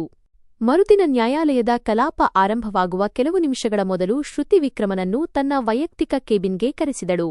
ಕೋಣೆಯ ಮೌನವು ಅವನ ಹೃದಯದ ಬಡಿತಕ್ಕಿಂತಲೂ ಭಾರವಾಗಿತ್ತು. ವಿಕ್ರಮ್ ಕುರ್ಚಿಯ ತುದಿಯಲ್ಲಿ ಕುಳಿತು ತನ್ನ ನಡುಗುವ ಕೈಗಳನ್ನು ಅಡಗಿಸಲು ಪ್ರಯತ್ನಿಸುತ್ತಿದ್ದನು. ಆಗ ಶ್ರುತಿ ಮೇಜಿನ ಮೇಲಿದ್ದ ಅವನ ಬಂಧನದ ಫೈಲನ್ನು ಕೈಗೆತ್ತಿಕೊಂಡು ಗಂಭೀರವಾಗಿ ಹೇಳಿದಳು, ವಿಕ್ರಮ್, ನೀನು ನನ್ನ ಹೃದಯ ಒಡೆದಿದ್ದಕ್ಕೆ ನಾನು ಇದೆಲ್ಲವನ್ನೂ ಮಾಡುತ್ತಿದ್ದೇನೆ ಎಂದು ನಿನಗೆ ಅನ್ನಿಸುತ್ತಿದೆಯೇ? ನಡುಗುವ ಧ್ವನಿಯಲ್ಲಿ ಅವನು ಉತ್ತರಿಸಿದನು, ಶ್ರುತಿ, ನಾನು ಮಾಡಿದ್ದು ದೊಡ್ಡ ತಪ್ಪು ಎಂದು ನನಗೆ ತಿಳಿದಿದೆ. ನೀನು ಏನೇ ಮಾಡಿದರೂ ಅದು ನಿನ್ನ ಹಕ್ಕು. ಶ್ರುತಿ ದೀರ್ಘವಾಗಿ ನಿಟ್ಟುಸಿರು ಬಿಟ್ಟು ಫೈಲ್ ಮುಚ್ಚಿ ಹೇಳಿದಳು, ಇದು ಕೇವಲ ನನ್ನ ವೈಯಕ್ತಿಕ ಸೇಡಾಗಿದ್ದರೆ ನಾನು ಈ ನಗರಕ್ಕೆ ಬಂದ ದಿನವೇ ನಿನ್ನನ್ನು ರಸ್ತೆಯಲ್ಲಿ ನಿಲ್ಲಿಸಿ ಅವಮಾನಿಸುತ್ತಿದ್ದೆ. ಆದರೆ ನನ್ನ ಉದ್ದೇಶ ಅದಕ್ಕಿಂತ ದೊಡ್ಡದಾಗಿತ್ತು. ಈ ಕೆಲಸವನ್ನು ನಾನು ನಿನ್ನಂತಹವರಿಂದ ಕೇವಲ ಒಂದು ಪದವಿ ಇಲ್ಲದ ಕಾರಣಕ್ಕೆ ನಾಲಾಯಕ್ ಎಂದು ಕರೆಸಿಕೊಂಡು ತಮ್ಮ ಕನಸುಗಳನ್ನು ಹೊಸಕಿಕೊಂಡ ನೂರಾರು ಹುಡುಗಿಯರಿಗಾಗಿ ಮಾಡುತ್ತಿದ್ದೇನೆ. ನೀನು ಒಬ್ಬರನ್ನು ಅನಕ್ಷರಸ್ಥ ಎಂದು ಕರೆದಾಗ ನೀನು ಕೇವಲ ವ್ಯಕ್ತಿಯನ್ನಲ್ಲ, ಬದಲಾಗಿ ಆ ಇಡೀ ಮುಂದಿನ ಪೀಳಿಗೆಯನ್ನೇ ನಿರಾಸೆಯ ಕಂದಕಕ್ಕೆ ತಳ್ಳುತ್ತೀಯಾ? ಸಮಾಜವು ಯಾರನ್ನು ಅಬಲೆ ಎಂದು ಭಾವಿಸುತ್ತದೆಯೋ ಅಂತಹ ಹೆಣ್ಣು ಮಕ್ಕಳ ಧ್ವನಿಯಾಗಲು ನಾನು ನನ್ನನ್ನು ಬದಲಿಸಿಕೊಂಡೆ. ವಿಕ್ರಮ್ ಅವಮಾನದಿಂದ ತಲೆ ತಗ್ಗಿಸಿ ಹೇಳಿದನು, ನನಗೆ ನೀಡಬೇಕಾದ ಶಿಕ್ಷೆಯನ್ನು ನೀಡು, ಆದರೆ ಈ ದ್ವೇಷದ ಮೂಲಕ ನನ್ನನ್ನು ಕೊಲ್ಲಬೇಡ. ಶ್ರುತಿ ಫೈಲನ್ನು ಅವನ ಕಡೆಗೆ ಚಾಚುತ್ತಾ ಹೇಳಿದಳು, ವಿಕ್ರಮ್, ಈ ಕಾಗದ ಪತ್ರಗಳಲ್ಲಿ ನಿನ್ನ ವಿರುದ್ಧ ಎಷ್ಟೊಂದು ಸಾಕ್ಷಿಗಳಿವೆ ಎಂದರೆ ನಿನ್ನ ಇಡೀ ಜೀವನವು ಕಂಬಿಗಳ ಹಿಂದೆ ಕಳೆದು ಹೋಗಬಹುದು. ಆದರೆ ಇಂದು ನಾನು ನಿನ್ನನ್ನು ಬಂಧಿಸುತ್ತಿಲ್ಲ. ವಿಕ್ರಮ್ ಆಶ್ಚರ್ಯದಿಂದ ಕಣ್ಣೆತ್ತಿ ಕೇಳಿದನು, ಏನು? ನೀನು ನನ್ನನ್ನು ಕ್ಷಮಿಸುತ್ತಿದ್ದೀಯಾ? ಶ್ರುತಿ ಕಹಿಯಾದ ನಗೆಯೊಂದಿಗೆ ಉತ್ತರಿಸಿದಳು, ಇಲ್ಲ ವಿಕ್ರಮ್, ನಾನು ನಿನ್ನನ್ನು ಬಂಧಿಸುತ್ತಿಲ್ಲ. ಬದಲಾಗಿ ನಿನ್ನನ್ನು ಅಂತಹ ಒಂದು ಜೈಲಿಗೆ ಹಾಕುತ್ತಿದ್ದೇನೆ, ಎಲ್ಲಿಂದ ಯಾರೂ ಬಿಡುಗಡೆಯಾಗಲು ಸಾಧ್ಯವಿಲ್ಲ. ಅದುವೇ ನಿನ್ನ ಮನಸ್ಸಾಕ್ಷಿ. ನಾನು ನಿನ್ನನ್ನು ನಿನ್ನ ಮನಸ್ಸಾಕ್ಷಿಯ ವಶಕ್ಕೆ ಒಪ್ಪಿಸುತ್ತಿದ್ದೇನೆ. ನೀನು ಯಾವಾಗ ಕನ್ನಡಿಯಲ್ಲಿ ನಿನ್ನ ಮುಖವನ್ನು ನೋಡುತ್ತೀಯೋ ಆವಾಗ ನಿನಗೆ ಯಾರ ಹಕ್ಕನ್ನು ನೀನು ಕಸಿದುಕೊಂಡಿದ್ದೀಯೋ ಆ ಮಕ್ಕಳ ನೆನಪಾಗುತ್ತದೆ, ಮತ್ತು ಯಾವ ಶ್ರುತಿಯನ್ನು ನೀನು ಕಾಲಿನಡಿ ತುಳಿದಿದ್ದೆಯೋ ಅವಳ ನೆನಪಾಗುತ್ತದೆ. ನಿನ್ನ ಅತಿ ದೊಡ್ಡ ಶಿಕ್ಷೆ ಎಂದರೆ ನೀನು ಬಿಡುಗಡೆಯಾಗಿದ್ದರೂ ಒಬ್ಬ ಅಪರಾಧಿಯಂತೆ ಬದುಕುತ್ತೀಯಾ, ಮತ್ತು ಈ ಹೊರೆ ನಿನ್ನನ್ನು ಎಂದಿಗೂ ನೆಮ್ಮದಿಯಿಂದ ಬದುಕಲು ಬಿಡುವುದಿಲ್ಲ. ವಿಕ್ರಮನ ಕಣ್ಣುಗಳಿಂದ ಕಣ್ಣೀರು ಸುರಿಯಲಾರಂಭಿಸಿತು. ಅವನು ಭಾರವಾದ ಧ್ವನಿಯಲ್ಲಿ ಹೇಳಿದನು, ಶ್ರುತಿ, ನೀನು ನನ್ನನ್ನು ಕ್ಷಮಿಸದೆ ಬದುಕಿದ್ದರೂ ಸತ್ತಂತೆ ಮಾಡಿದ್ದೀಯಾ. ನೀನು ನನ್ನನ್ನು ಜೈಲಿಗೆ ಕಳುಹಿಸಿದ್ದರೆ ಬಹುಶಃ ನನ್ನ ಮನಸ್ಸಿನ ಹೊರೆ ಸ್ವಲ್ಪ ಹಗುರವಾಗುತ್ತಿತ್ತೇನೋ. ಶ್ರುತಿ ಮುಖ ತಿರುಗಿಸಿಕೊಂಡು ಹೇಳಿದಳು, ಈಗ ಇಲ್ಲಿಂದ ಹೊರಟು ಹೋಗು. ನಮ್ಮ ಸಂಬಂಧ ಇಲ್ಲಿಗೆ ಕೊನೆಯಾಯಿತು. ಈ ಘಟನೆ ನಡೆದ 2 ದಿನಗಳ ನಂತರ ಇಡೀ ನಗರದಲ್ಲಿ ಒಂದು ಸುದ್ದಿ ಹರಡಿತು. ಪ್ರೊಫೆಸರ್ ವಿಕ್ರಮ್ ತನ್ನ ಹುದ್ದೆಗೆ ರಾಜೀನಾಮೆ ನೀಡಿ ಅನಾಮಧೇಯ ಜೀವನ ನಡೆಸಲು ಎಲ್ಲೋ ದೂರ ಹೊರಟು ಹೋಗಿದ್ದಾನೆ ಎಂದು. ರಾಜೀನಾಮೆ ನೀಡುವಾಗ ಅವನು ಇಷ್ಟೇ ಹೇಳಿದನು, ಯಾವ ಶಿಕ್ಷಣವೂ ಮನುಷ್ಯತ್ವವನ್ನು ಕಲಿಸುವುದಿಲ್ಲವೋ ಅದು ಶಿಕ್ಷಣವಲ್ಲ, ಬದಲಾಗಿ ಅಜ್ಞಾನದ ಹೊರೆ. ಮತ್ತು ನಾನು ಇನ್ನು ಮುಂದೆ ಈ ಹೊರೆಯನ್ನು ಹೊತ್ತುಕೊಳ್ಳಲಾರೆ. ಶ್ರುತಿ ತನ್ನ ಸರ್ಕಾರಿ ವಾಹನದಲ್ಲಿ ಹೊಸ ಮಿಷನ್ನತ್ತ ಸಾಗುತ್ತಿದ್ದಳು. ದಾರಿಯಲ್ಲಿ ಅವಳಿಗೆ ಕಿರಣ್ಜಿ ಕೈಮುಗಿದು ಕ್ಷಮೆ ಕೇಳಲು ನಿಂತಿರುವುದು ಕಂಡಿತು. ಆದರೆ ಶ್ರುತಿ ಕಿಟಕಿಯ ಗಾಜನ್ನು ಕೆಳಗಿಳಿಸಲಿಲ್ಲ ಮತ್ತು ರಸ್ತೆಯ ಕಡೆಗೆ ದೃಷ್ಟಿ ನೆಟ್ಟಿದ್ದಳು. ತನ್ನ ಸೇಡು ಪೂರ್ತಿಯಾಗಿದೆ ಎಂದು ಅವಳಿಗೆ ಅನ್ನಿಸಿತು. ಆದರೆ ಅವಳ ಮನಸ್ಸಿನಲ್ಲಿ ದ್ವೇಷದ ಬದಲಾಗಿ ಒಂದು ನೆಮ್ಮದಿಯಿತ್ತು. ಸಂಬಂಧಗಳು ಸಮಾನತೆಯಿಂದಲ್ಲ, ಆಲೋಚನೆಯಿಂದ ಬೆಸೆಯಲ್ಪಡುತ್ತವೆ ಎಂಬುದು ಅವಳಿಗೆ ಅರಿವಾಗಿತ್ತು. ಅವಳು ಡ್ರೈವರ್ಗೆ ಹೇಳಿದಳು, ಗಾಡಿಯನ್ನು ವೇಗವಾಗಿ ಓಡಿಸು. ನಾನು ಇನ್ನೂ ಅನೇಕ ನಾಲಾಯಕ್ ಎಂದು ಕರೆಸಿಕೊಳ್ಳುವ ಹೆಣ್ಣುಮಕ್ಕಳ ಕನಸುಗಳನ್ನು ನನಸು ಮಾಡಬೇಕಿದೆ. ನೀಲಂ ಈಗ ತನ್ನ ಗುರಿಯತ್ತ ಸಾಗುತ್ತಿದ್ದಳು, ಮತ್ತು ಹಿಂದೆ ಸರಿದಿದ್ದ ಆ ಹಳೆಯ ದಿನಗಳು ಕಾಲದ ಧೂಳಾಗಿ ಹೋಗಿದ್ದವು. ಶ್ರುತಿಯ ಗಾಡಿ ಹೈವೇಯಲ್ಲಿ ವೇಗವಾಗಿ ಸಾಗುತ್ತಿತ್ತು. ಅವಳು ಒಮ್ಮೆ ಹಿಂತಿರುಗಿ ತನ್ನ ಭೂತಕಾಲವನ್ನು ನೋಡಿದಳು ಮತ್ತು ಮುಗುಳ್ನಗುತ್ತಾ ತನ್ನಷ್ಟಕ್ಕೆ ತಾನೇ ಹೇಳಿಕೊಂಡಳು, ಬಾಲ್ಯದ ಮಾತುಗಳೇ ಬೇರೆಯಿತ್ತು. ಈಗ ನಾನು ಸೋಲುವ ಪಂದ್ಯವನ್ನು ತನ್ನ ಪರಿಶ್ರಮದಿಂದ ಗೆಲುವಾಗಿ ಬದಲಿಸಿದ ಆ ಶ್ರುತಿ. ನನ್ನ ಕಥೆ ಇತರರನ್ನು ಕೀಳಾಗಿ ಕಂಡು ತನ್ನನ್ನು ತಾನು ದೊಡ್ಡವನೆಂದು ಭಾವಿಸುವ ಪ್ರತಿಯೊಬ್ಬ ವ್ಯಕ್ತಿಗೂ ಒಂದು ಮಾದರಿಯಾಗಲಿದೆ. ಮರುದಿನ ಶ್ರುತಿ ತನ್ನ ಹಳ್ಳಿಗೆ ತಲುಪಿದಳು. ಅಲ್ಲಿ ಎಲ್ಲರೂ ಅವಳನ್ನು ಅದ್ಧೂರಿಯಾಗಿ ಸ್ವಾಗತಿಸಿದರು. ಶ್ರುತಿಯ ತಂದೆ ತಾಯಿಯ ಗೌರವ ಹೆಮ್ಮೆಯಿಂದ ಮತ್ತಷ್ಟು ಹೆಚ್ಚಾಗಿತ್ತು. ಶ್ರುತಿ ತನ್ನ ತಂದೆ ತಾಯಿಯನ್ನು ನಗರಕ್ಕೆ ಕರೆದುಕೊಂಡು ಬಂದಳು, ಮತ್ತು ಈಗ ಅವರು ಅವಳೊಂದಿಗೆ ಇರತೊಡಗಿದರು. ಶ್ರುತಿ ಈಗ ಒಬ್ಬ ಒಳ್ಳೆಯ ಮನುಷ್ಯನನ್ನೇ ತನ್ನ ಜೀವನ ಸಂಗಾತಿಯನ್ನಾಗಿ ಮಾಡಿಕೊಳ್ಳಬೇಕೆಂದು ನಿರ್ಧರಿಸಿದ್ದಳು. ಯಾರು ಶ್ರೀಮಂತ ಬಡವ, ಸುಶಿಕ್ಷಿತ ಅಥವಾ ಅಲ್ಪಶಿಕ್ಷಿತ ಪ್ರತಿಯೊಬ್ಬ ವ್ಯಕ್ತಿಯನ್ನು ಗೌರವಿಸುತ್ತಾರೋ ಮತ್ತು ಅವಳ ಪ್ರೀತಿ ಹಾಗೂ ಪರಿಶ್ರಮದ ಬೆಲೆ ಅರಿಯುತ್ತಾರೋ ಅಂತಹವನನ್ನೇ ಆರಿಸಿಕೊಳ್ಳಬೇಕೆಂದು ಅವಳು ಅಂದುಕೊಂಡಳು.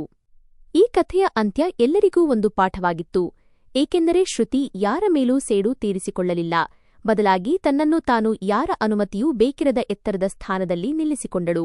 ಒಬ್ಬ ಮಹಿಳೆ ಮನಸ್ಸು ಮಾಡಿದರೆ ತನ್ನ ದೌರ್ಬಲ್ಯವನ್ನೇ ತನ್ನ ಅತೀ ದೊಡ್ಡ ಶಕ್ತಿಯನ್ನಾಗಿ ಮಾಡಿಕೊಳ್ಳಬಲ್ಲಳು, ಮತ್ತು ಸಮಾಜದ ಹಂಗಿನ ಮಾತುಗಳು ಅವಳ ಪಾದದ ಧೂಳಿಗಿಂತ ಹೆಚ್ಚೇನೂ ಅಲ್ಲ ಎಂದು ಅವಳು ಸಾಬೀತುಪಡಿಸಿದಳು.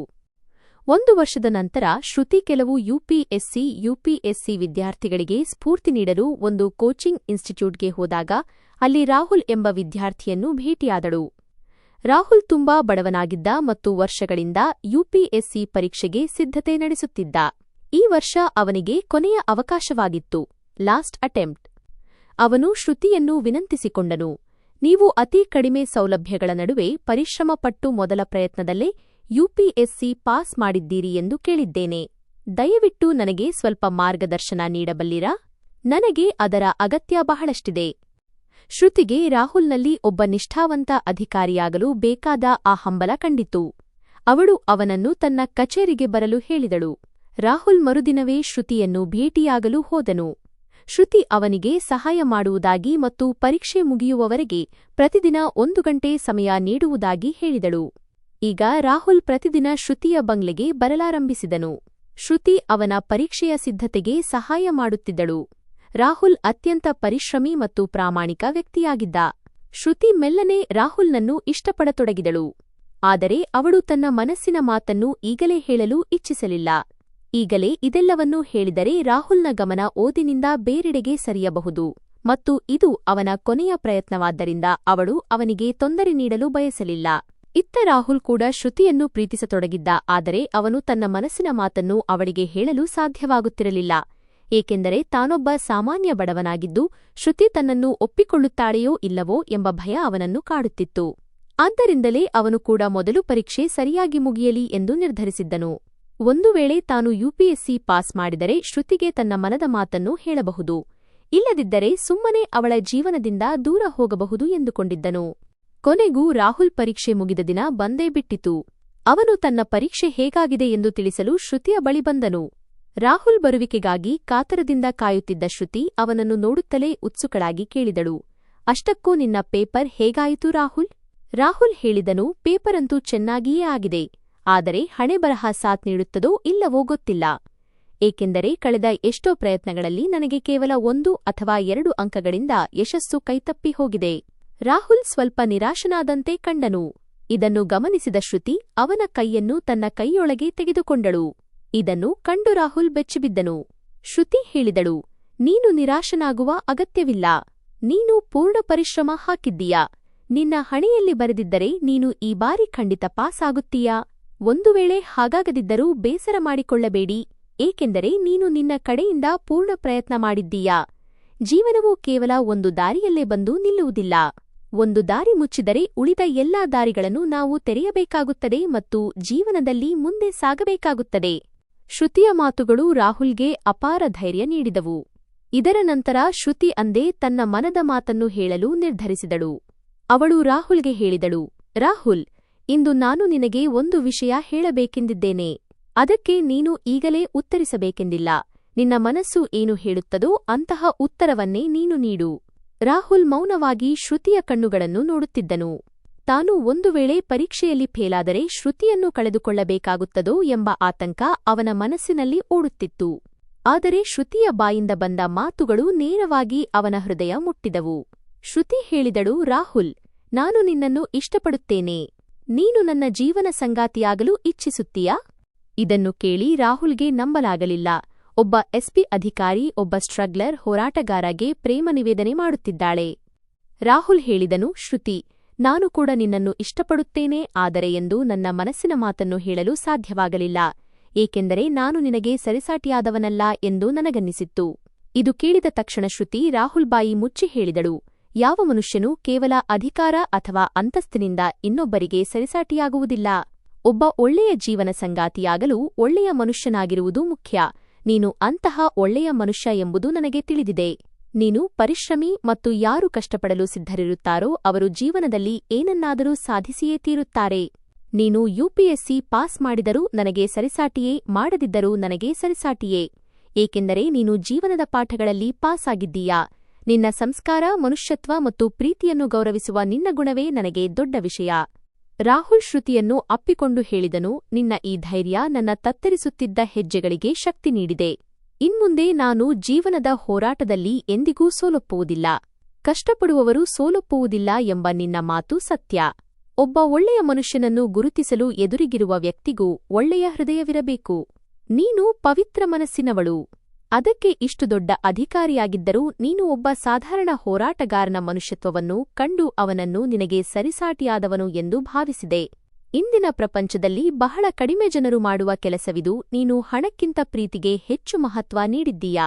ನೀನು ನನ್ನನ್ನು ಜೀವನ ಸಂಗಾತಿಯಾಗಿ ಆರಿಸಿಕೊಂಡಿದ್ದಕ್ಕೆ ನಾನು ನನ್ನನ್ನು ಅದೃಷ್ಟವಂತ ಎಂದು ಭಾವಿಸುತ್ತೇನೆ. 1 ತಿಂಗಳ ನಂತರ ಯುಪಿಎಸ್ಸಿ ಫಲಿತಾಂಶ ಬಂದಿತು. ರಾಹುಲ್ ಅತ್ಯುತ್ತಮ ಅಂಕಗಳೊಂದಿಗೆ ಪಾಸ್ ಆಗಿದ್ದನು ಮತ್ತು ಅವನ ರ್ಯಾಂಕ್ ಕೂಡ ಬಹಳ ಚೆನ್ನಾಗಿತ್ತು. ಈಗ ಕೇವಲ ಇಂಟರ್ವ್ಯೂ ಬಾಕಿಯಿತ್ತು. ಆದರೆ ಅದಕ್ಕೂ ಮೊದಲೇ ಶ್ರುತಿ ಮತ್ತು ರಾಹುಲ್ ಅವರ ನಿಶ್ಚಿತಾರ್ಥ ಅದ್ದೂರಿಯಾಗಿ ನಡೆಯಿತು. ಇಂಟರ್ವ್ಯೂನ ಸಿದ್ಧತೆಯಲ್ಲೂ ಶ್ರುತಿ ಅವನಿಗೆ ಪೂರ್ಣವಾಗಿ ಸಹಾಯ ಮಾಡಿದಳು. ಅಂತಿಮವಾಗಿ ರಾಹುಲ್ ಡಿಎಂ ಹುದ್ದೆಗೆ ಆಯ್ಕೆಯಾದನು. ದೇಶಕ್ಕೆ ಶ್ರುತಿ ಮತ್ತು ರಾಹುಲ್ ಎಂಬ ಇಬ್ಬರು ನಿಷ್ಠಾವಂತ ಅಧಿಕಾರಿಗಳು ಸಿಕ್ಕರು ಮತ್ತು 2 ಸತ್ಯವಾದ ಹೃದಯಗಳು ದಾಂಪತ್ಯ ಜೀವನಕ್ಕೆ ಕಾಲಿಟ್ಟವು. ಶ್ರುತಿ ಮತ್ತು ರಾಹುಲ್ ಅವರ ಮದುವೆ ಅತ್ಯಂತ ವೈಭವದಿಂದ ನಡೆಯಿತು ಮತ್ತು ಅವರ ಜೀವನ ಸುಖ ಸಂತೋಷದಿಂದ ತುಂಬಿಹೋಯಿತು. ಗೆಳೆಯರೇ, ಪ್ರತಿಯೊಬ್ಬ ಮನುಷ್ಯನಿಗೂ ಮನುಷ್ಯತ್ವ ಎಂಬುದು ಬಹಳ ಮುಖ್ಯ. ಜೀವನದ ಯಾವುದೇ ಹಂತದಲ್ಲೂ ಮನುಷ್ಯ ತನ್ನೊಳಗಿನ ಮನುಷ್ಯತ್ವವನ್ನು ಸಾಯಲು ಬಿಡಬಾರದು. ಶಿಕ್ಷಣವು ಪ್ರತಿಯೊಬ್ಬ ಮನುಷ್ಯನಿಗೂ ಅತ್ಯಗತ್ಯ, ಏಕೆಂದರೆ ಅದು ಆತ್ಮಗೌರವವನ್ನು ಬಲಪಡಿಸುತ್ತದೆ ಮತ್ತು ಸಮಾಜದಲ್ಲಿ ಒಂದು ಗುರುತನ್ನು ತಂದುಕೊಡುತ್ತದೆ. ಆದ್ದರಿಂದ ನಿಮ್ಮ ಶಿಕ್ಷಣಕ್ಕೆ ಮಹತ್ವ ನೀಡಿ ಮತ್ತು ನಿಮ್ಮ ಜೀವನವನ್ನು ಉತ್ತಮಪಡಿಸಿಕೊಳ್ಳಿ. ನಿಮಗೆ ಈ ಕಥೆ ಹೇಗನ್ನಿಸಿತು ಮತ್ತು ನೀವು ಯಾವ ಊರಿನಿಂದ ಈ ಕಥೆಯನ್ನು ಕೇಳುತ್ತಿದ್ದೀರಿ ಎಂಬುದನ್ನು ನಮಗೆ ಕಾಮೆಂಟ್ ಸೆಕ್ಷನ್ನಲ್ಲಿ ಖಂಡಿತ ತಿಳಿಸಿ.